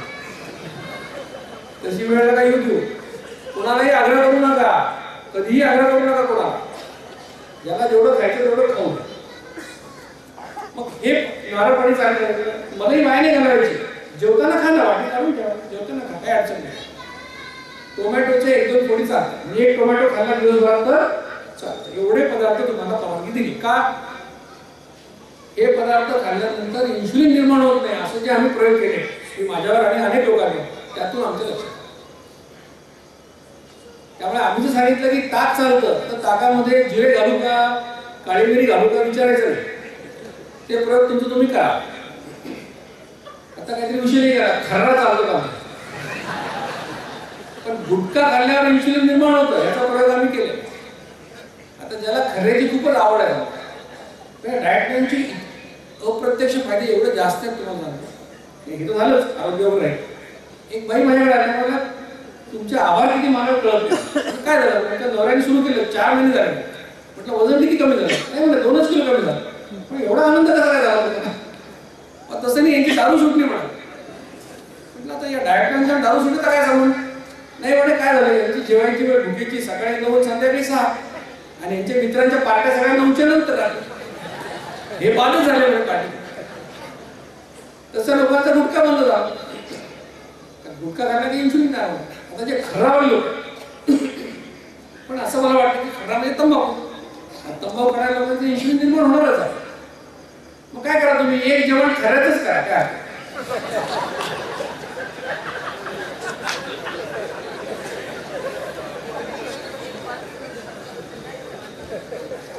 काय 55 मिनिटात अर्धा किलो खरा खायचा ते खाऊन काय बिघडत नाही. एक जेवण व्यवस्थित करा, दुसरं खऱ्याचं करा. मध्ये मध्ये नाही. वाटलं तर 55 मिनिटाची सुरुवात करताना सुरुवातीला 2 वेळा खरा खा, जेवण करा, पुन्हा 2 वेळा खा. कारण खऱ्यामुळे आणखीन काय काय होतं तुम्हाला माहित नाही. लोकांची तोंड उघडत नाही. सबम्युकस फायब्रोसिस नावाचा आजार होतो, त्याचा कॅन्सर होतो नंतर. लोकांना मिक्सर मध्ये अन्न पदार्थ घालून ते प्यायला लागतात ज्यूस सारखे. लक्षात ठेवा, स्ट्रॉनी पितात लोक, खाता येत नाही, तोंडच उघडत नाही. याचं तसं झालेलं नाही, ते आता सुधरून जा. खऱ्याचं जास्त कौतुक करू नका तुम्ही.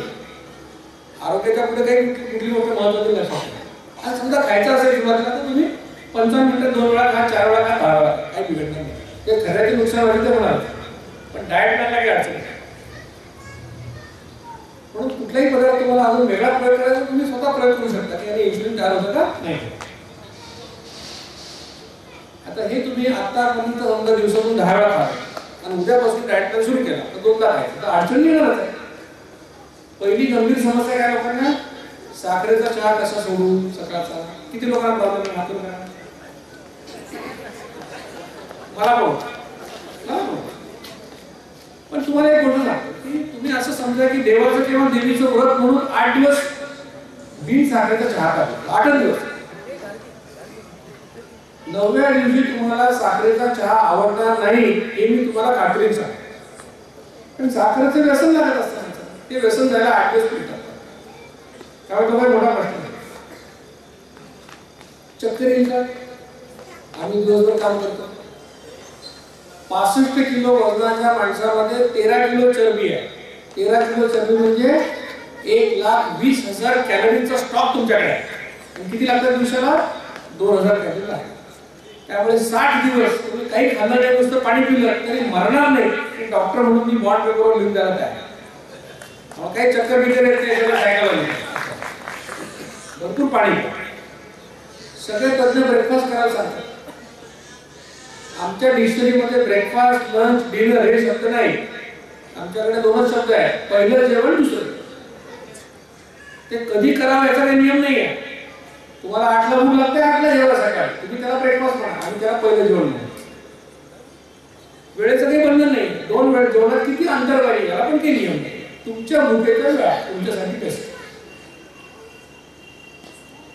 भूक नसताना जेवलं तर अपचन होतं आणि भूक असून जेवलं नाही तर ऍसिडिटी होते. याचा अनुभव तुम्ही आयुष्यात घेतलेला आहे. हे काय मी तुम्हाला अनुभवाचं काय रहस्य सांगत नाही, हे तुमच्या दैनंदिन जीवनात. म्हणून आम्ही तुम्हाला काही स्किप करायला सोडायला सांगत नाही. आम्ही तुम्हाला नैसर्गिक सल्ला द्यायचा की भूक लागते त्या 2 वेळा. याच्यातून प्रश्न निर्माण होतात. नागपूरच्या एका बाईचा मला फोन आला, त्या कुठेतरी ऑफिसर म्हणून काम करतात. सर तुमचं डाएट प्लॅन सुरू केला, मला ऍसिडिटी होते. मी म्हटलं भूक कधी लागते, सकाळी 8 वाजता. जेवता किती वाजता, दुपारी 1 वाजता. म्हटलं 5 तास तुम्ही उपाशी राहिला, तुम्हाला ऍसिडिटी होणार का? असं काय करतात नाही, म्हणजे आमचा लंच ब्रेक 1 वाजता असतो. म्हटलं असं नाही चाललं, तुमच्या भुकेच्या तुम्ही जेवायला पाहिजे. म्हणजे 8ला कसं काय जेवायचं, त्याला काय झालं, तुम्हाला भूक लागली जेवायला पाहिजे. 8ला जेवणं शक्यच नाही म्हणे मला. म्हटलं का, तुमची स्वयंपाकाची बाई येत नाही म्हटलं. मी म्हटलं मी येऊ का उद्यापासून. तुमचे काय काय प्रश्न मी सोडवायचे हो? तुम्हाला प्रिन्सिपल सांगितलं की दोनदा जेवायचं, काय जेवायचं कसं जेवायचं तुम्ही बघा ना, ते प्रश्न तुमचे तुम्ही सोडवायचे. त्यामुळे ब्रेकफास्ट हा काही विषय नाही, भूक लागली की जेवायचं.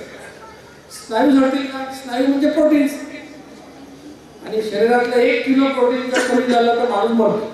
त्याच्यामुळे शरीर कधी ऊर्जेसाठी प्रोटीन वापरत, ग्लुकोज आणि फॅटी ऍसिड वापरत. प्रोटीन कधी वापरेल? नाईलाजाने वापरेल. म्हणजे 10-15 दिवस तुम्हाला उपाशी ठेवलं, खाऊ नाही गेलं तर तुमचं मस्त प्रोटीनला हात लागतो. त्यामुळे जे लोक 2 वेळा पोटभर जेवतात त्यांचे मसल्स कधीही झडणार नाही. ऍसिडिटी होईल का? ज्या ज्या लोकांना ऍसिडिटी आहे त्यांना डॉक्टरांनी काय सल्ला दिला सध्या? थोडं थोडं खात राहा. बरोबर? किती लोकांची ऍसिडिटी गेली हो असं ऐकून सांगा. कुठेतरी हातवर करा की माझी ऍसिडिटी गेली असं केल्यामुळे. कोणाची जात नाही. आग लावायची विझवायची, लावायची विझवायची, लावायची विझवायची कार्यक्रम चालू आहे 24 तास. अशी आग कधी विझत नसते. कारण ऍसिड सिक्रेशन पण इन्शुलिन सारखं आहे. सुरुवातीला थोड्या प्रमाणात काय होतं आणि तुम्ही एकच बिस्किट खाल्लं तर काय होतं? थोडं ऍसिड संपतं, थोडं शिल्लक राहतं आणि शिल्लक राहिलं तरी तुम्हाला ऍसिड मिळेल. जे लोक 2-2 वर्ष जेवतात त्यांच्या शरीराला वेळ मिळतो की अजून ऍसिड किती लागणार, किती लागणार, त्याप्रमाणे ऍडजस्ट होतं आणि त्यांची ऍसिडिटी जाते. गोळ्या घ्यायचे असतात, काही प्रॉब्लेम नाही आहे. ज्या महिलांना हायपोथायरॉइडिझम आहे त्यांना डॉक्टरने काय सांगितलं? सकाळी उठल्या गोळी घ्यायची उपाशी पोटी, घेत राहा, डाएट करण्याला काही अडचण नाही. जसं सांगितलं तसं घ्या.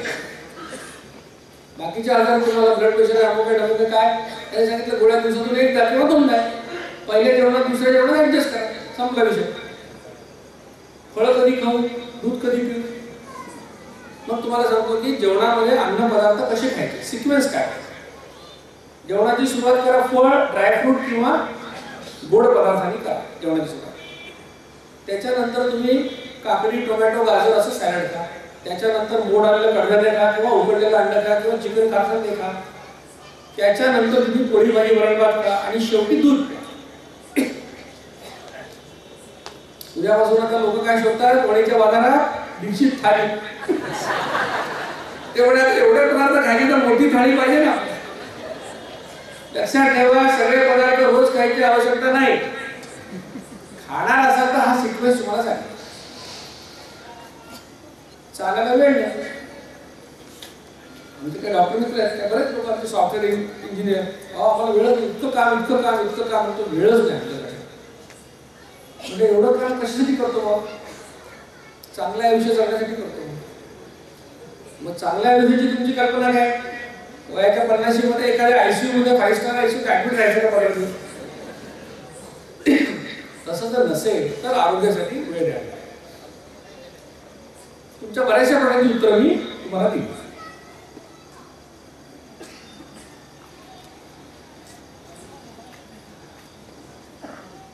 लक्षात द्या की वजन कमी करण्याचा कोणताही शॉर्टकट जगामध्ये नाही. कुठल्या औषधांनी कायमस्वरूपी वजन कमी होणार नाही. इंटरनेटवर ते बेल्ट विकतात आणि वजन कमी होणार नाही. महत्वाची गोष्ट, तुमचं वजन तुम्हाला कमी करायचं आहे. आणि अजून महत्वाची गोष्ट, तुम्ही डाएट प्लॅन सुरू केला की 8 दिवसांनी मला फोन, सर 8 दिवस झाले अजून काहीच नाही. 8 दिवसात काही होणार नाही. तुमचं वजन वाढलं का समजा बघा तुमची स्टोरी. बायको म्हणजे लग्नाच्या वेळेला माझं वजन होतं 45 किलो. पहिल्या बाळंतपणानंतर 55, दुसऱ्या बाळंतपणानंतर 65. आता सगळं स्थिरसार झालं तर 75 वर गाडी आलेली आहे. नवरा म्हणतो लग्नाच्या वेळेला मी होतो 52 किलो. हे सगळं सांभाळता कुटुंब माझं आता 80 किलो झाले. अशी स्टोरी आहे तुमची. हे काय महिन्याभरात वाढलं नाही. मग वजन वाढायला जर 20 वर्ष लागले असतील तर घालवायला 2 वर्ष द्यायला की नाही. माझ्याकडे काही जादूची काढली नाही की फिरवली की वजन कमी होणार आहे, तसं नाही होणार. पण महिन्याभरात तुमच्या लक्षात येईल की आपली दिशा बरोबर आहे. तुम्हाला हलकं वाटायला लागेल, उत्साह वाटेल, झोप यायला लागेल, कपडे सैल होतील लोकांना. पण वजन कमी झालेलं बघायला 3 महिने लागतात. म्हणून मी काय तुम्हाला म्हणत असतो की तुमच्या आयुष्यातले 90 दिवस फरक आहे. जर 90 दिवसात तुमचं वजन कमी नाही झालं तर 91व्या दिवशी करायची आवश्यकता नाही. पण फायदा झाला लाईफस्टाईल म्हणून करा आयुष्यभर. डायबिटीसचे पेशंट आणि डायबिटीसचे पेशंट पण हा डाएट प्लॅन करू शकतात. फक्त त्यांच्यासाठी सूचना काय, मनाने करायचं नाही. आम्हाला विचारायचं, मी तुम्हाला नंबर देणार नाही, आम्हाला विचारायचं, आम्ही तुम्हाला सांगितलं करा तर नक्की करा, फायदा. आता डायबिटीसचा डाएट प्लॅन आणि वजन कमी करण्याचा डाएट प्लॅन याच्यामध्ये फार थोडा फरक आहे. काय फरक आहे की डायबिटीसच्या लोकांनी जेवताना सुद्धा गोड खायचं नाही आणि गोड फळं खायचं. ज्याला डायबिटीस नाही तो गोड फळं खाऊ शकतो, गोड पण खाऊ शकतो जेवताना. आणि 2 जेवणांच्या मध्ये डायबिटीसच्या लोकांना 3च पदार्थ फक्त अलाउड आहेत. पाणी, घरी बनवलेलं पातळ ताक आणि ग्रीन टी किंवा ब्लॅक टी. कशातच साखर किंवा शुगर फ्री टाकायचं नाही. म्हणजे या लोकांना 25% दुधाचा चहा, नारळ पाणी किंवा टोमॅटो हे 3 पदार्थ अलाउड नाही. एवढाच फक्त डाएट प्लॅनमध्ये फरक आहे. आता HbA1c आणि फास्टिंग इन्शुलिन या 2 तपासण्या केल्याशिवाय कोणालाही अभियानात आम्ही जॉईन करून घेत नाही. याचा उद्देश काय की HbA1c मुळे आम्हाला काय कळतं, याला म्हणतात ग्लायकोसायलेटेड हिमोग्लोबिन. 3 महिन्याचं तुमचं सरासरी रक्त शर्करा किंवा ब्लड ग्लुकोज आम्हाला कळतं. 5.6 पर्यंत नॉर्मल असतो. 5.7 ते 6.4 ला प्री डायबिटीस म्हणतात आणि 6.5 च्या पुढे गेलं तर त्याला डायबिटीस. आता तुम्ही जर ब्लड शुगर केली तर काय होतं, 24 तासातला आम्हाला कळतं तुमचं. मग काय करणार तुम्ही, तुम्हाला सांगितलं उद्या ब्लड शुगर करा, तुम्ही काय करता, आज कमीच खाता आणि गोड तर खातच नाही, घाबरता नका. डायबिटीस झाला तर काय घ्या. पण HbA1c केलं तर काय होतं, 2 महिन्यापूर्वी तुम्ही मिठाई खाल्लेल्या असतात त्या पण त्याच्यात दिसतात आणि 3 महिन्याचा ॲव्हरेज आहे, लपवा शकतो नाही. म्हणून HbA1c करणं आवश्यक. आणि दुसरी तपासणी आहे फास्टिंग इन्शुलिन. आता इन्शुलिनचं काम केव्हा सुरू होतं, खाल्यानंतर सुरू होतं. मग उपाशीपोटी किती पाहिजे, कमीत कमी पाहिजे. किती कमी पाहिजे, निदान 10च्या खाली पाहिजेच पाहिजे. 10च्या वर गेलं त्याला आम्ही म्हणतो प्री डायबिटीस, मधुमेहपूर्व अवस्था. म्हणून या 2 तपासण्या करणं आवश्यक आहे. हे कॅम्पेन जेव्हा सुरू नव्हतं तेव्हा या 2 तपासण्यांचे भाव पूर्ण महाराष्ट्रामध्ये 1300 रुपयापासून ते 1700 रुपयापर्यंत होते. आम्ही जेव्हा कॅम्पेन सुरू केलं तेव्हा पुण्यातील लोकांशी बोललो, लॅबवाल्यांशी. आम्ही त्यांना सांगितलं की हे अभियान पूर्णपणे मोफत आहे. याच्यामध्ये आम्हाला तुमच्याकडून 1 पैसा आज पण नकोय, भविष्यात कधीच नको आहे. जे काय द्यायचे ते आमच्या लोकांना द्या. पुण्यामधले भाव 1200 चे 3 दिवसांनी 600 आहे. आज पूर्ण महाराष्ट्रात या तपासण्या 600 ते 750 रुपयामध्ये होतात. आणि वणीचे लोक फार नशिबान आहेत. मी आता डॉक्टर लोढांशी बोललो, त्यांनी 2 मला हॉस्पिटलची नावं सांगितली. एक डॉक्टर लोढांचं आणि दुसरं सुगम हॉस्पिटल आणि डॉक्टर लोढांचं हॉस्पिटल. 2 हॉस्पिटलमध्ये या दोन्ही तपासण्या आम्हाला ज्या पद्धतीने करून हव्या असतात त्या पद्धतीने होणार आहेत आणि त्या 650 रुपयात फक्त होणार आहेत. तुम्हाला जर इच्छा असेल तर तुम्ही त्यांच्याकडे जाऊन ते करून देऊ शकता. तुम्हाला 1200 रुपयात करायचं असेल तरी आमची काय हरकत नाही. आम्हाला फक्त तपासण्याचे रिपोर्ट आहे, पण तुमची सोय या 2 हॉस्पिटलमध्ये होणार आहे ते आपण करून देऊ शकतो. मी जे बोलतो त्याला काही आधार आहे का, आयुर्वेदाने सांगितलं गौ काल गुंजित. आयुर्वेदाने सांगितलं की जसं अग्नी होतो 2 वेळा पेटवतात, सूर्योदय आणि सूर्य असतं, तसं जठराग्नी पेटला 2 वेळा जेवा असं सांगितलं. वेदांमध्ये असं लिहिलंय की जो माणूस दिवसात 2दा जेवेल त्याला उपवास केल्याचं पुण्य मिळेल. आणि तुम्ही सगळं पुण्यासाठीच करता. खाऊन पिऊन पुण्य मिळतं का, 2 वेळा खायचं पुण्य मिळायचं. जैन धर्मामध्ये व्यासना नावाची कल्पना आहे. व्यासना म्हणजे काय, बे आसन. बे आसन म्हणजे काय, 2 वेळा बसा 2 वेळा जेवा. मला जैन मुलींनी सांगितलं की आमच्या धर्मात जेवायला 48 मिनिटं वेळ दिलेला आहे. मी म्हटलं मी 60 मिनिटाचा ग्रेस पिरियड दिलेला आहे. गौतम बुद्धांनी शिष्याला काय सांगितलं, निरोगी राहायचं असेल तर रात्री जेवू नका, एकदाच जेवा सांगितलं. डॉक्टर हर्बर्ट शेटांनी पुस्तकात असं लिहिलेलं आहे की ग्रीक लोक जगातले सगळ्यात सुदृढ मानले जातात. त्याचं कारण काय, ते दिवसात 2दाच जेवायचे. संतांनी काय सांगितलं आपल्याला, एकदा जेवतो तो योगी, 2दा जेवतो तो भोगी आणि 3दा जेवतो तो सगळे ज्ञानीच लोक जमा होतात.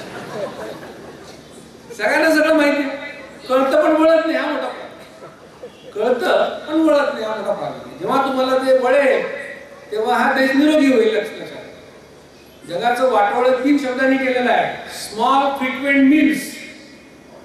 थोडं थोडं खात राहा आणि मरा, हा संदेश आहे. लक्षात ठेवा. उपाशी राहण्याने एवढे लोक मेले नाही, त्याच्या कितीतरी पट लोक खाऊन मेले. तसे आणि गंमत म्हणून मी सगळ्या देवदेवतांचे फोटो पाहिले गुगलवर, वेगवेगळ्या देशातले वेगवेगळ्या धर्माचे बघितले देव. काय लक्षात आलं माझ्या, एकाही देवाला ढेरी नाही. शंकरासारखे सिक्स पॅक सुद्धा आहेत. आणि गणपती आपोआप लक्षात आला, नाही तर विचारा गणपती कसं काय. आणि पलीकडे एक राक्षस दाखवला, त्याला मात्र ढेरी. कारण भारतीय समाजामध्ये ढेरी असण्याला कधीही प्रतिष्ठा नव्हती, हे लक्षात. तुम्ही म्हणाल आता आम्ही 21व्या शतकातले लोक आहोत, तुम्ही आम्हाला काय जुनं सांगायला लागले.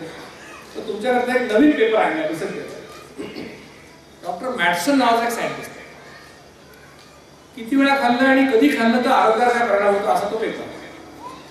काय म्हणतो डॉक्टर मॅटसन, तो म्हणतो जगामध्ये सध्या प्रचलित असलेली जी पद्धत आहे 3 वेळा जेवणे आणि एकदा नाश्ता करणे, तो म्हणतो उत्क्रांतीच्या दृष्टीने बघायला गेलं तर हे अनैसर्गिक आहे असं मॅटसन सांगतो. म्हणजे मॅटसन काय म्हणतोय, मनुष्य प्राण्यांनी एवढ्या वेळा खाणं हे अपेक्षित नाही, हे अनैसर्गिक आहे. आता मॅटसन तेच सांगते, जिस्कर तेच सांगत होते, मी तेच सांगते, वेदांमध्ये ते लिहिलंय, आयुर्वेदात ते लिहिलंय, जैन धर्मात सांगितलंय, गौतम बुद्धाने सांगितलंय. तुम्हाला कधी कळणार हा काळ प्रश्न. आणि नुसतं कळून उपयोग नाहीये, माहितीचं रूपांतर ज्ञानामध्ये, ज्ञानाचं रूपांतर शहाणपणामध्ये झालं तरच हा बदल घडणार, लक्षात ठेवा. आणि म्हणून हे व्याख्यानातून ते व्हायला पाहिजे. भूक मानसिक लक्षात ठेवा, कामात असं भूक लागत नाही, रिकामी बसणार किती खाता कळत नाही. आणि भुकेपेक्षा नेहमी कमी खावं असं सांगितलेलं आहे. भुकी तो सदा सुखी. जगामध्ये दीर्घायुषी लोक काय होतात त्याचे अनेक अभ्यास आहेत, की लोक 100 वर्ष का जगतात. काय त्यातून निघाले, 2च कारण सापडले फक्त. एक कारण कमी खाणे, दुसरं कारण जीवनामध्ये नियमितपणा आहे, तिसरं कारण सापडलेलं नाही. असं सापडलेलं नाही की ते काजू बदाम खातात, कमी खातात आणि नियमितपणा आहे. याच्यावर आम्ही एक व्यायाम सांगितला, साधा सोपा व्यायाम. काय, 45 मिनिटात 4.5 किलोमीटर चाल. याला पर्याय काय, सायकल चालवा किंवा पोहा. जो कुठला व्यायाम कराल तो सलग 45 मिनिटं करणं आवश्यक आहे. कारण पहिले 20 मिनिटं ग्लुकोज जळला, नंतर चरबी जळला, म्हणून सलग 45 मिनिटं करायचं. लगेच फोन येतो, सर दोरीवरच्या उड्या मारल्या तर चालेल. म्हटलं बाई वय किती, 57 वर्ष, वजन किती, 85 किलो. मी म्हटलं घरातली फरशी चांगली असेल तर हरकत नाही, गुडघ्याचं काय व्हायचं तर होणारच आहे तुमचं. असले अघोरी व्यायाम करायचे नाही, दुखापत होईल असं व्यायाम करायचं आहे. म्हणून चालणं हा साधा सोपा व्यायाम आहे, तो करायचा. आठवड्यातून एका दिवशी सुट्टी घेतली तरी चालेल, काय हरकत नाही. 5-6 दिवस करा आठवड्यातून तरी चालेल. कष्ट वेगळे आणि व्यायाम वेगळं लक्षात ठेवा. कष्ट करणं वेगळं आणि व्यायाम करणं वेगळं. त्यामुळे रस्त्यावर खडी फोडणाऱ्या मजुराला पण व्यायाम करणं आवश्यक आहे. आणि व्यायाम कधीही करता येतो, त्याला वेळेचं कुठलंही बंधन नाही. जेवणात काय असावं, महाराष्ट्रीयन जेवण खूप चांगलं. फक्त जे लोक, आपल्या सगळ्या लोकांनी काय करायचं, गोड कमी खायचा प्रयत्न करायचा आणि शाकाहारी लोकांनी प्रोटीन्स वाढवण्याचा प्रयत्न करायचा, एवढंच बदल करायचा. मी जे बोलतो त्याला काही शास्त्रीय आधार आहे का, माझे अनेक रिसर्च पेपर पब्लिश झालेले आहेत, ते तुम्ही गुगलवर डॉक्टर दीक्षित रिसर्च पेपर टाकून तुम्हाला वाचायला मिळतो. हा पहिला पेपर आहे. काय निष्कर्ष आहे, 428 लोकांनी डाएट प्लॅन 6 महिने केला. काय झालं, 6 महिन्यामध्ये 6.5 किलो वजन कमी झालं जवळपास. रेंज किती, 3 किलो ते 32 किलो. मी म्हणतो हे व्याख्यान म्हणजे आयुष्य बदलणारा अनुभव आहे. एक मुलगी होती, तिचं वजन 78 किलो होतं, 6 महिने डाएट प्लॅन केला, 25 किलो वजन कमी झालं, आयुष्य बदलून गेलं. काय झालं, तुमच्या वेळेत लग्न झालं, वजनामुळे लग्न होत नव्हतं. एक डायबिटीसचा पेशंट होता, गोळ्या बंद झाल्या, आयुष्य बदलून गेलं. त्याचं आयुष्य काय होतं आधी, की गोळी जेवताना घेऊ, जेवणाच्या नंतर घेऊ का आधी घेऊ, आणि हायपोग्लायसेमिया झालं तर काय होतं, याचं सगळं आयुष्य चाललं होतं. गोळ्या बंद झाल्या, माणूस मुक्त झाला. आणि हा एकमेव डाएट प्लॅन असा ज्याच्यामध्ये आधी पोट कमी होतं, गालपड कधी बसत नाही. इतर तुम्ही काही केलं, जिमिंग केलं, प्रोटीन खाल्ले भरपूर, पहिल्यांदा गालपड बसतात. लोक विचारायला सुरुवात करतात, घरी काही प्रॉब्लेम. या डाएट प्लॅन मध्ये असं कोणी विचारणार नाही. पोट कमी होईल किती, 3.5 सेंटीमीटर 6 महिन्यात कमी होईल. रेंज 1 सेंटीमीटर ते 10 सेंटीमीटर. डायबिटीज प्रिव्हेंशन कसा होतो, हा एक पेपर पब्लिश केला. एक आयुर्वेदिक डॉक्टर माझ्याकडे आले 48 वर्षाचे, त्यांचं फास्टिंग इन्सुलिन 24 होतं, वर्षभर डाएट प्लॅन केलं, ते 5 वर आलं, वजन कमी झालं 6 किलो बोनस. याचा व्यवहारामध्ये अर्थ काय, जे काम करायला त्यांच्या शरीराला उपाशीपोटी 24 युनिट इन्सुलिन लागत होतं, ते काम आता 5 युनिट मध्ये व्हायला लागलं. म्हणजे शरीर इन्सुलिनला सेन्सिटिव्ह झालं, रेझिस्टन्स कमी झाला आणि डायबिटीस होणार असेल तर तो लांब गेला. हा त्याचा अर्थ. प्री डायबिटीसचं रिव्हर्सल होतं का, त्याचा पेपर पब्लिश केला आम्ही. 48 लोकांना घेतला की ज्यांचं HbA1c वाढलेलं होतं 5.7 ते 6.4, त्यांना सांगितलं गोळ्या औषधं नाही, 2 वेळा जेवा आणि 4.5 किलोमीटर चाला.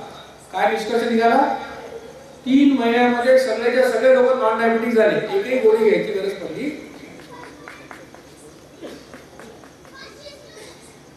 डायबिटीज रिव्हर्सल होतं का, त्याचा पेपर पब्लिश झाला. लातूरचे प्राध्यापक लेंडवे आहेत, त्यांना 1 जानेवारी 2017 डायबिटीज आहे. HbA1c किती 10.1, 5.6 अप्पर लिमिट आहे, त्याचं डबल होतं जवळपास. साखर किती 213 283, वजन 86.5 किलो, पोटात वगैरे 45. त्यांना डॉक्टरांनी 3 औषधे लिहून दिली डायबिटीज. त्यांनी मला फोन केला, सर मला उपयोग होईल का. म्हटलं हे सायन्स आहे, त्याचा सगळ्यांना उपयोग व्हायला पाहिजे. मग त्यांनी 6 किलोमीटर चालायला सुरुवात केली आणि 2 वेळा जेवण केलं, गोड बंद. 16 ऑगस्ट 2017 काय झालं, म्हणजे 8.5 महिन्यामध्ये काय झालं, HbA1c 5.3 वर आलं, 5.6 अप्पर लिमिट आहे, हे नॉर्मलच्या खाली गेले. साखर किती आता 87/120, 14 किलो वजन कमी झालं, 6 इंच पोट कमी झालं. प्राध्यापक लेंडवे 7.5 महिन्यामध्ये नॉन डायबिटिक झाले, मधुमेह मुक्त झाले. आणि या वर्षी 17 ऑगस्टला आम्ही त्यांच्या मधुमेह मुक्त जीवनाचा पहिला वाढदिवस साजरा केला. अजूनही गोळ्या घ्यायची गरज पडलेली. मग तुम्हाला जर उद्या लक्षात आलं की आपण डायबिटिक आहोत किंवा प्री डायबिटिक आहोत, घाबरून जाऊ नका. मी सांगितलेला डाएट प्लॅन 3 महिने करा. तुमच्यापैकी 95% लोकांना कुठल्याही डॉक्टरकडे जायची आवश्यकता पडणार नाही. लक्षात ठेवा, तुमचा डायबिटीस तुम्ही निवड करू शकाल, हे लक्षात ठेवा. या देशामध्ये डायबिटीसचं निदान लवकर केलं जात नाही, कारण आम्ही ब्लड शुगरवर करतो. ते जर HbA1c केलं तर 30% लोक जास्त प्री डायबिटिक म्हणून डायग्नोज होते आणि त्यांनी डाएट प्लॅन केला की कधीच डायबिटिक होणार नाही. आपला देश जगाची राजधानी मधुमेहाची कधी होऊ शकणार नाही. आणि मधुमेहावर जास्तीचे अनावश्यक उपचार केले जातात. का असं म्हणतो मी, कारण डायबिटीस हा लाईफस्टाईल डिसऑर्डर आहे, जीवनशैलीशी निगडीत आजार आहे. मग कारण जर जीवनशैली असेल तर उपचार कुठे असणार आहे, जीवनशैली बदलामध्ये असणार आहे. गोळ्या औषध कसं काय असणार आहे. बरं, मी म्हणत नाही, जागतिक स्तरावरचं संशोधन आपल्याला काय सांगताय. हा मोठा कार्यक्रम झाला diabetes prevention programme. 3234 pre diabetic लोकांना त्यांचा अभ्यास केला. 2 गटात त्यांना डिवाइड केलं. एकाला मेटफॉर्मिन नावाचं औषध दिलं एका ग्रुपला, दुसऱ्या ग्रुपला सांगितलं औषध नाही, काय करायचं, डाएटिंग करा आणि व्यायाम करा. काय निष्कर्ष निघाला, ज्या लोकांनी मेटफॉर्मिन घेतलं त्यांच्यामध्ये डायबिटीस होण्याची शक्यता 40% कमी झाली. पण ज्यांनी लाईफस्टाईल मॉडिफाय केला त्यांच्यामध्ये ती शक्यता 58% कमी झाली. म्हणजे 18% जास्तीचा फायदा कोणाला मिळाला, ज्यांनी लाईफस्टाईल बदलली त्यांना मिळाला. मग असं जर असेल तर आमच्या डॉक्टरांनी आम्हाला डायबिटीस झाल्यानंतर गोळ्या औषधं द्यायच्या आधी लाईफस्टाईल मॉडिफाय करायला सल्ला दिला पाहिजे आणि मदत केली पाहिजे. पण इतके दिवस अडचण काय होती, आम्हाला सांगायचे व्यायाम करा, ते बरोबर होतं, पण काय सांगायचे त्याच्याबरोबर, सारखं थोडं थोडं खात राहा म्हणायचे दर 3-4 तासाला. ज्या लोकांना डायबिटीस यांनी हातवर केले त्यांची प्रगती बघा काय. आम्ही अभियानात अभ्यास केला 1000 पेशंटचा, 7 राज्यातले 27 शहरातले पेशंटचा अभ्यास केला. विचारलं की तुमची प्रगती सांगा आम्हाला डायबिटीसच्या लोकांची, काय प्रगती आहे.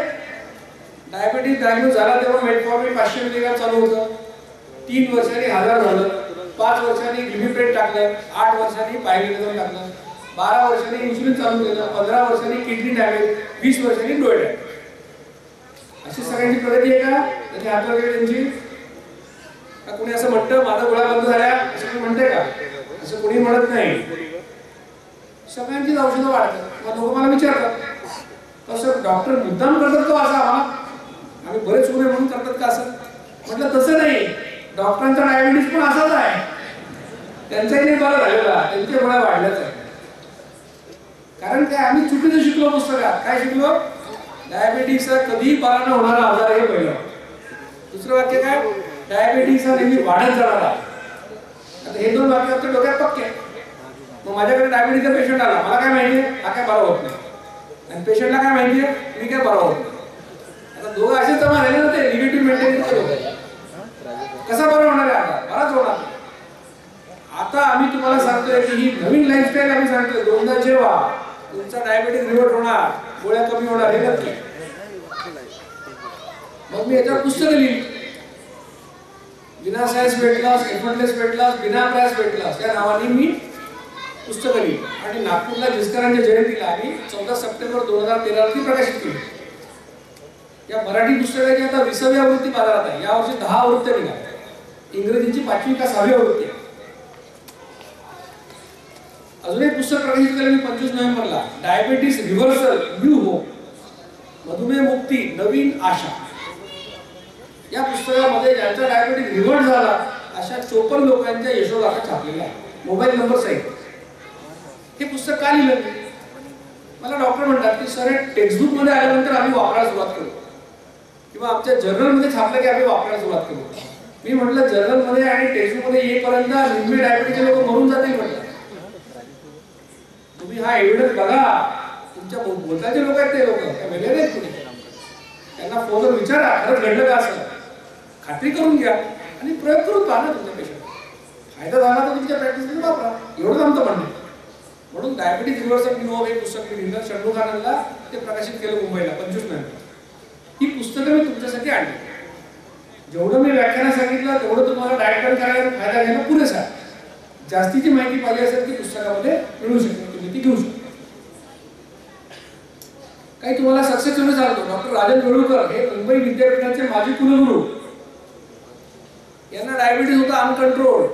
10.33 HbA1c होतं, 5.6 अपर लिमिट आहे, 10.33 होतं. यांची ट्रीटमेंट कोण करत होतं? मुंबईमधले प्रख्यात मधुमेह तज्ञ जे स्वतः पद्मश्री आहे ते करत होते. फेब्रुवारी 2018 चा रिपोर्ट 10.33 HbA1c अनकंट्रोल आहे. आजची परिस्थिती काय बघा, नोव्हेंबर म्हणजे आता डिसेंबर आहे, नोव्हेंबरची स्टोरी बघा, 6.6 वर आला HbA1c. 3 महिन्यापासून गोळ्या बंद आहेत. किती गोळ्या घेत होते? 5 गोळ्या घेत होते दिवसातून, सकाळ दुपार संध्याकाळ. म्हणजे वेळूपर्यंत डायबिटीस रिव्हर्ट होऊ शकला 6 महिन्यात, 8 महिन्यात. सुमन घैसार सिद्धिविनायक ट्रस्टचे कोषाध्यक्ष, HbA1c 10.1 ते 6.2 वर आलाय, गोळ्या बंद झाल्या. अरुण शिंदे 12 किलो वजन कमी झालं, डायबिटीस सोडून प्री डायबिटीस मध्ये. अजित भडके वर्षभरात 22 किलो वजन कमी झालं. अमित परदेशी 6 महिन्यात 17 किलो वजन कमी झालं. सिद्धार्थ कुलकर्णी 15 किलो वजन कमी झालं, डायबिटीस सोडून नॉन डायबिटीस झालं. शशिकांत टांगे ऑर्थोपेडिक सर्जन आहे, 2 फोटो टाकले बघा. पहिल्या फोटोमध्ये मागच्या वर्षीच्या वाढदिवसाला सोफ्यावरून केक कापला. 4 महिने डाएट प्लॅन करतात, 20 किलो वजन कमी झालं. गोळ्या घेऊन डायबिटीस अनकंट्रोल होता. आज गोळ्या बंद आहेत, डायबिटीस कंट्रोल मध्ये आला. आता जमिनीवर मांडी घालून बसता येत आहे आणि यावेळेला केक नाही कापलेला, कारण त्याची आवड बदलली आता. म्हणून ते फोटो टाकले, आता मांडी घालून बसू शकतात. डॉक्टर नंदनवरकर हे नांदेडच्या मेडिकल कॉलेजमध्ये असोसिएट प्रोफेसर आहेत, डायबिटिक वरून प्री डायबिटिक झाले, आता आमच्यावर काम करतात. राजेश वाळवेकर हे नाशिकचे कॅन्सर सर्जन आहेत, यांचा डायबिटीस गेला, वजन 16.5 किलो कमी झालं, आता आमच्यावर काम करतात. उमा सोनी गायनेकॉलॉजिस्ट आहेत हिंगोलीच्या, यांचा डायबिटीस होणार HbA1c कमी झालं. विनायक फडणीस 18 किलो वजन कमी झालं 2.5 महिन्यात. निलेश महाजन डायबिटिक वरून नॉन डायबिटिक झाले. हे ऐकून तुम्हाला काही शंका आली असेल की आपला काही त्रास होणार आहे का, आपला अशक्तपणा येईल का, म्हणून तुम्हाला काही फोटो दाखवतो.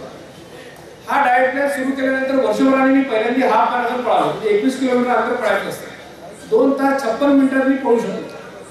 त्यानंतर अनेक मॅरेथॉन पळालो. 2.5 तासामध्ये मी 21 किलोमीटर पळू शकतो. दरवर्षी ब्लड डोनेशन करतो. माझं हिमोग्लोबिन 14.5-15 असतं, 12.5% जास्त लागतं. हे माझे वाढदिवस दाखवले अनेक, ही फोटो वाढत जाते. सांगायचा उद्देश काय की मी 21 किलोमीटर पळू शकतो आणि मी ब्लड डोनेशन करू शकतो, कारण मी दिवसात फक्त 2दा जेवतो. तुम्हाला काही त्रास होणार आहे का? तुम्हाला 21 किलोमीटर पळायचं का उद्यापासून? नाही.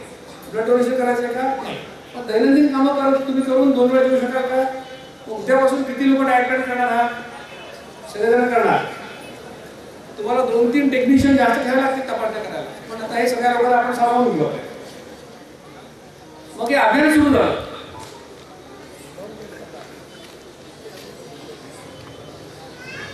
ही व्याख्यानाला होणारी गर्दी पहा. आजचा फोटो पण तसंच आहे की मला वाटतं 3-4 हजार लोकांसाठी तुम्ही व्यवस्था केलेली आहे. लोक भरपूर आले, लोक स्टेजवर बसतात. एवढे लोक व्याख्यानाला काय येतात? याचं कारण डॉक्टर दीक्षित लोकप्रिय हे नाही, हे मला माहिती आहे. लोक कशासाठी येतात? लोक आशा घ्यायला येतात.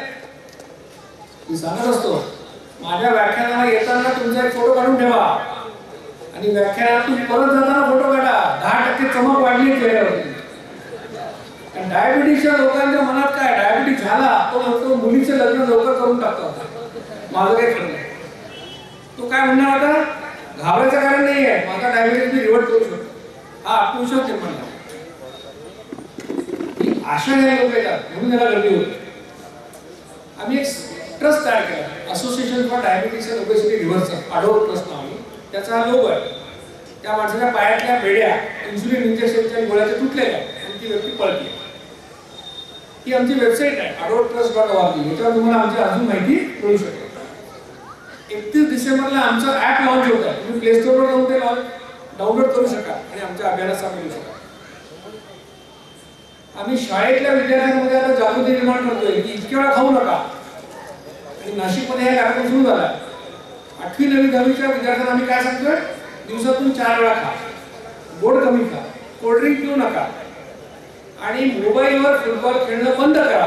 ग्राउंडवर जाऊन 1 तास खेळा. हे 4 सल्ले आहेत. आणि आम्ही डायबिटीस रिव्हर्सल सेंटर चालू केलं, मधुमेह मुक्ती केंद्र. जिचकरांच्या जयंतीला 14 सप्टेंबर यावर्षी आम्ही नागपूरला सुरू केलं. मग सोलापूर सुरू झालं आणि नाशिक सुरू झालं. पुढच्या महिन्यात ठाण्यात सुरू होणार, पुण्यात सुरू होणार. या सेंटरचा उद्देश काय? या सेंटरमध्ये डॉक्टर आणि पेशंट दोघांची एकच इच्छा आहे की पेशंटच्या गोळ्या बंद करायच्या. हीच इच्छा आहे. नागपूरच्या सेंटरमध्ये 69 लोकांनी रजिस्टर केलं 14 सप्टेंबरला. आज त्याच्यापैकी 23 लोकांची औषधं निम्म्यावर आलेली आहेत. वर्षभरामध्ये एकापैकी किमान निम्म्या लोकांची औषधं बंद होणार. तुम्हाला काय ही डायबिटीस ट्रीटमेंट मध्ये क्रांती घडते या देशात. आणि ही क्रांती महाराष्ट्रातून सुरू झाली याचा आपल्याला अभिमान वाटायला. आमचं ध्येय आहे, हा साधा सोपा उपाय जो आहे, हा international guidelines for treatment of diabetes मध्ये याचा समावेश व्हावा. म्हणजे जेव्हा तुम्हाला डायबिटीस येईल तेव्हा तुमचे डॉक्टर काय म्हणतील, गोळ्या औषधं नंतर देऊ. 3 महिने डाएट करा आणि 2 आणि 4 त्याने फरक नाही पडला तर मग गोळ्या आम्ही देऊ.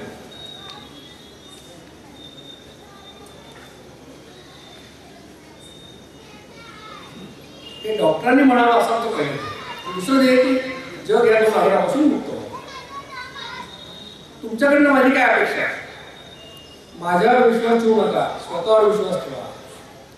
मी जे सांगतो ते तुम्हाला जर वाटलं की शास्त्र आहे याच्यामध्ये, तर्क आहे, तर प्रयोग करून पहा. 3 महिने प्रयोग करा. फायदा झाला आमच्या सांगतो. विचार करून जगात कोणाचंही वजन कमी झालेलं नाही हे लक्षात ठेवा. आपण नुसतं विचार करत बसतो, विचाराने काय होणार नाही, कृती करायला लागते. संशोधनात सहभागी व्हा, आर्थिक मदत करा, व्याख्यान आयोजित करा. तुम्हाला चेक डीडी द्यायचे असेल तर आडोर नावाने आता आमचं ATG मिळेल आम्हाला काही दिवसात, ते पण देऊ शकता. आता सगळ्यात महत्त्वाची गोष्ट, व्याख्यान देऊन तुम्हाला वारंवार सोडायची माझी इच्छा नाही. आमच्या सामील व्हा, अभियानात सामील व्हा. आमचे 216 व्हॉट्सअप ग्रुप आहेत. 47,000 लोक जवळपास 37 देशांमध्ये आमचे जोडले गेले. तुम्ही पण जोडले जाऊ शकता. ही स्लाइड आहे, याचा फोटो काढून ठेवा.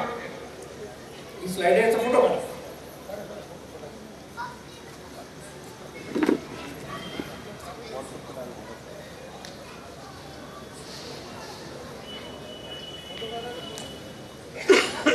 आज त्यांनी सक्सेसफुल सांगितले, झुमरेंनी यांनी पण आमच्या अभियानात सामील व्हायला पाहिजे आता कोऑर्डिनेटर म्हणून. तुम्ही काय करायचं आहे का, तुम्हाला जॉईन व्हायचं असेल तर उद्या जायचं आणि 2 टमाट्या करायचे उपाशी पोटी. HbA1c फास्टिंग इन्सुलिन 650 मध्ये होणार आहे त्या 2 हॉस्पिटलमध्ये. त्या करून घ्या. त्या रिपोर्टचे फोटो काढा. याच्यापैकी कुठल्याही एका माणसाला ते फोटो पाठवा. मग काय होईल? मी एवढं व्याख्यान दिलं त्याचं रूपांतर आम्ही एका मेसेजमध्ये केलेलं आहे, diet plan message. Weight loss, pre diabetes, diabetes, 3 प्रकारच्या लोकांचे वेगळे डाएट प्लॅन. ते डाएट प्लॅन मराठी, हिंदी, इंग्रजी 3 भाषांमध्ये. तुमच्या भाषेप्रमाणे तुम्हाला तो डाएट प्लॅन मिळेल. तो डाएट प्लॅन कशासाठी आहे की व्याख्यानात मी सांगितलं, तुम्ही 2-4 गोष्टी विसरणार.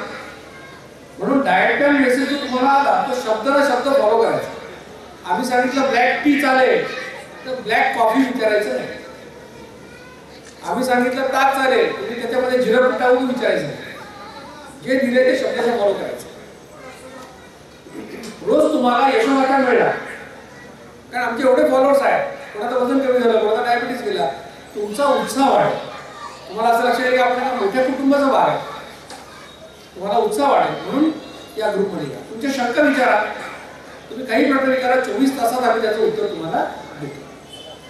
या व्हॉट्सअप ग्रुपमध्ये पानं, फुलं, फळं, झेंडे टाकायला परवानगी नाही. गुड नाईट, गुड मॉर्निंग परवानगी नाही. एकदा टाकलं मॉर्निंग, दुसऱ्यांदा आम्ही बाहेर टाकतो. त्याच्यामुळे तुम्हाला त्रास केला. तर अशा प्रकारे तुम्ही या अभियानामध्ये सामील होता.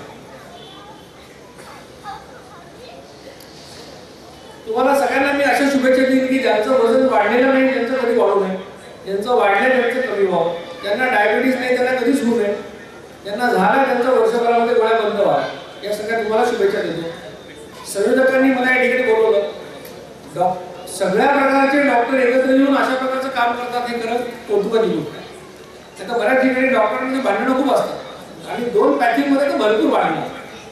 तर इथे आयुर्वेद, ॲलोपॅथी सगळे एकत्र पुन्हा घेऊन त्यांनी नांदताना बघून मला आनंद होतो. डॉक्टर रोडांचा विशेष त्या ठिकाणी आभार मानतो की त्यांनी खूप पाठपुरावा केला. खरं तर मी वणीत येण्याचा मला काही प्लॅन नव्हता. मी गोंदियासाठी प्लॅन केला होता. आज माझं विमानात तिकीट होतं औरंगाबाद ते नागपूर, ते मी कॅन्सल केलं आणि इकडे आलो. पण असं कोणीतरी उत्साह आभार लागतो आणि त्यांनी तो दाखवला. त्यामुळे मी त्यावर त्यांचे विषय आभार, आपल्या सगळ्यांचे आभार की आपण 5 वाजता येऊन बसला तरी पण एवढ्या वेळेस पुन्हा तुम्हाला शुभेच्छा देतो. आणि वणी हा परिसर आणखी निरोगी कसा होईल, इथे आरोग्य चळवळ कशी वाढेल याचा आपण सगळे प्रयत्न करूया. या शुभेच्छांसह माझे 2 शब्द संपवतो. धन्यवाद.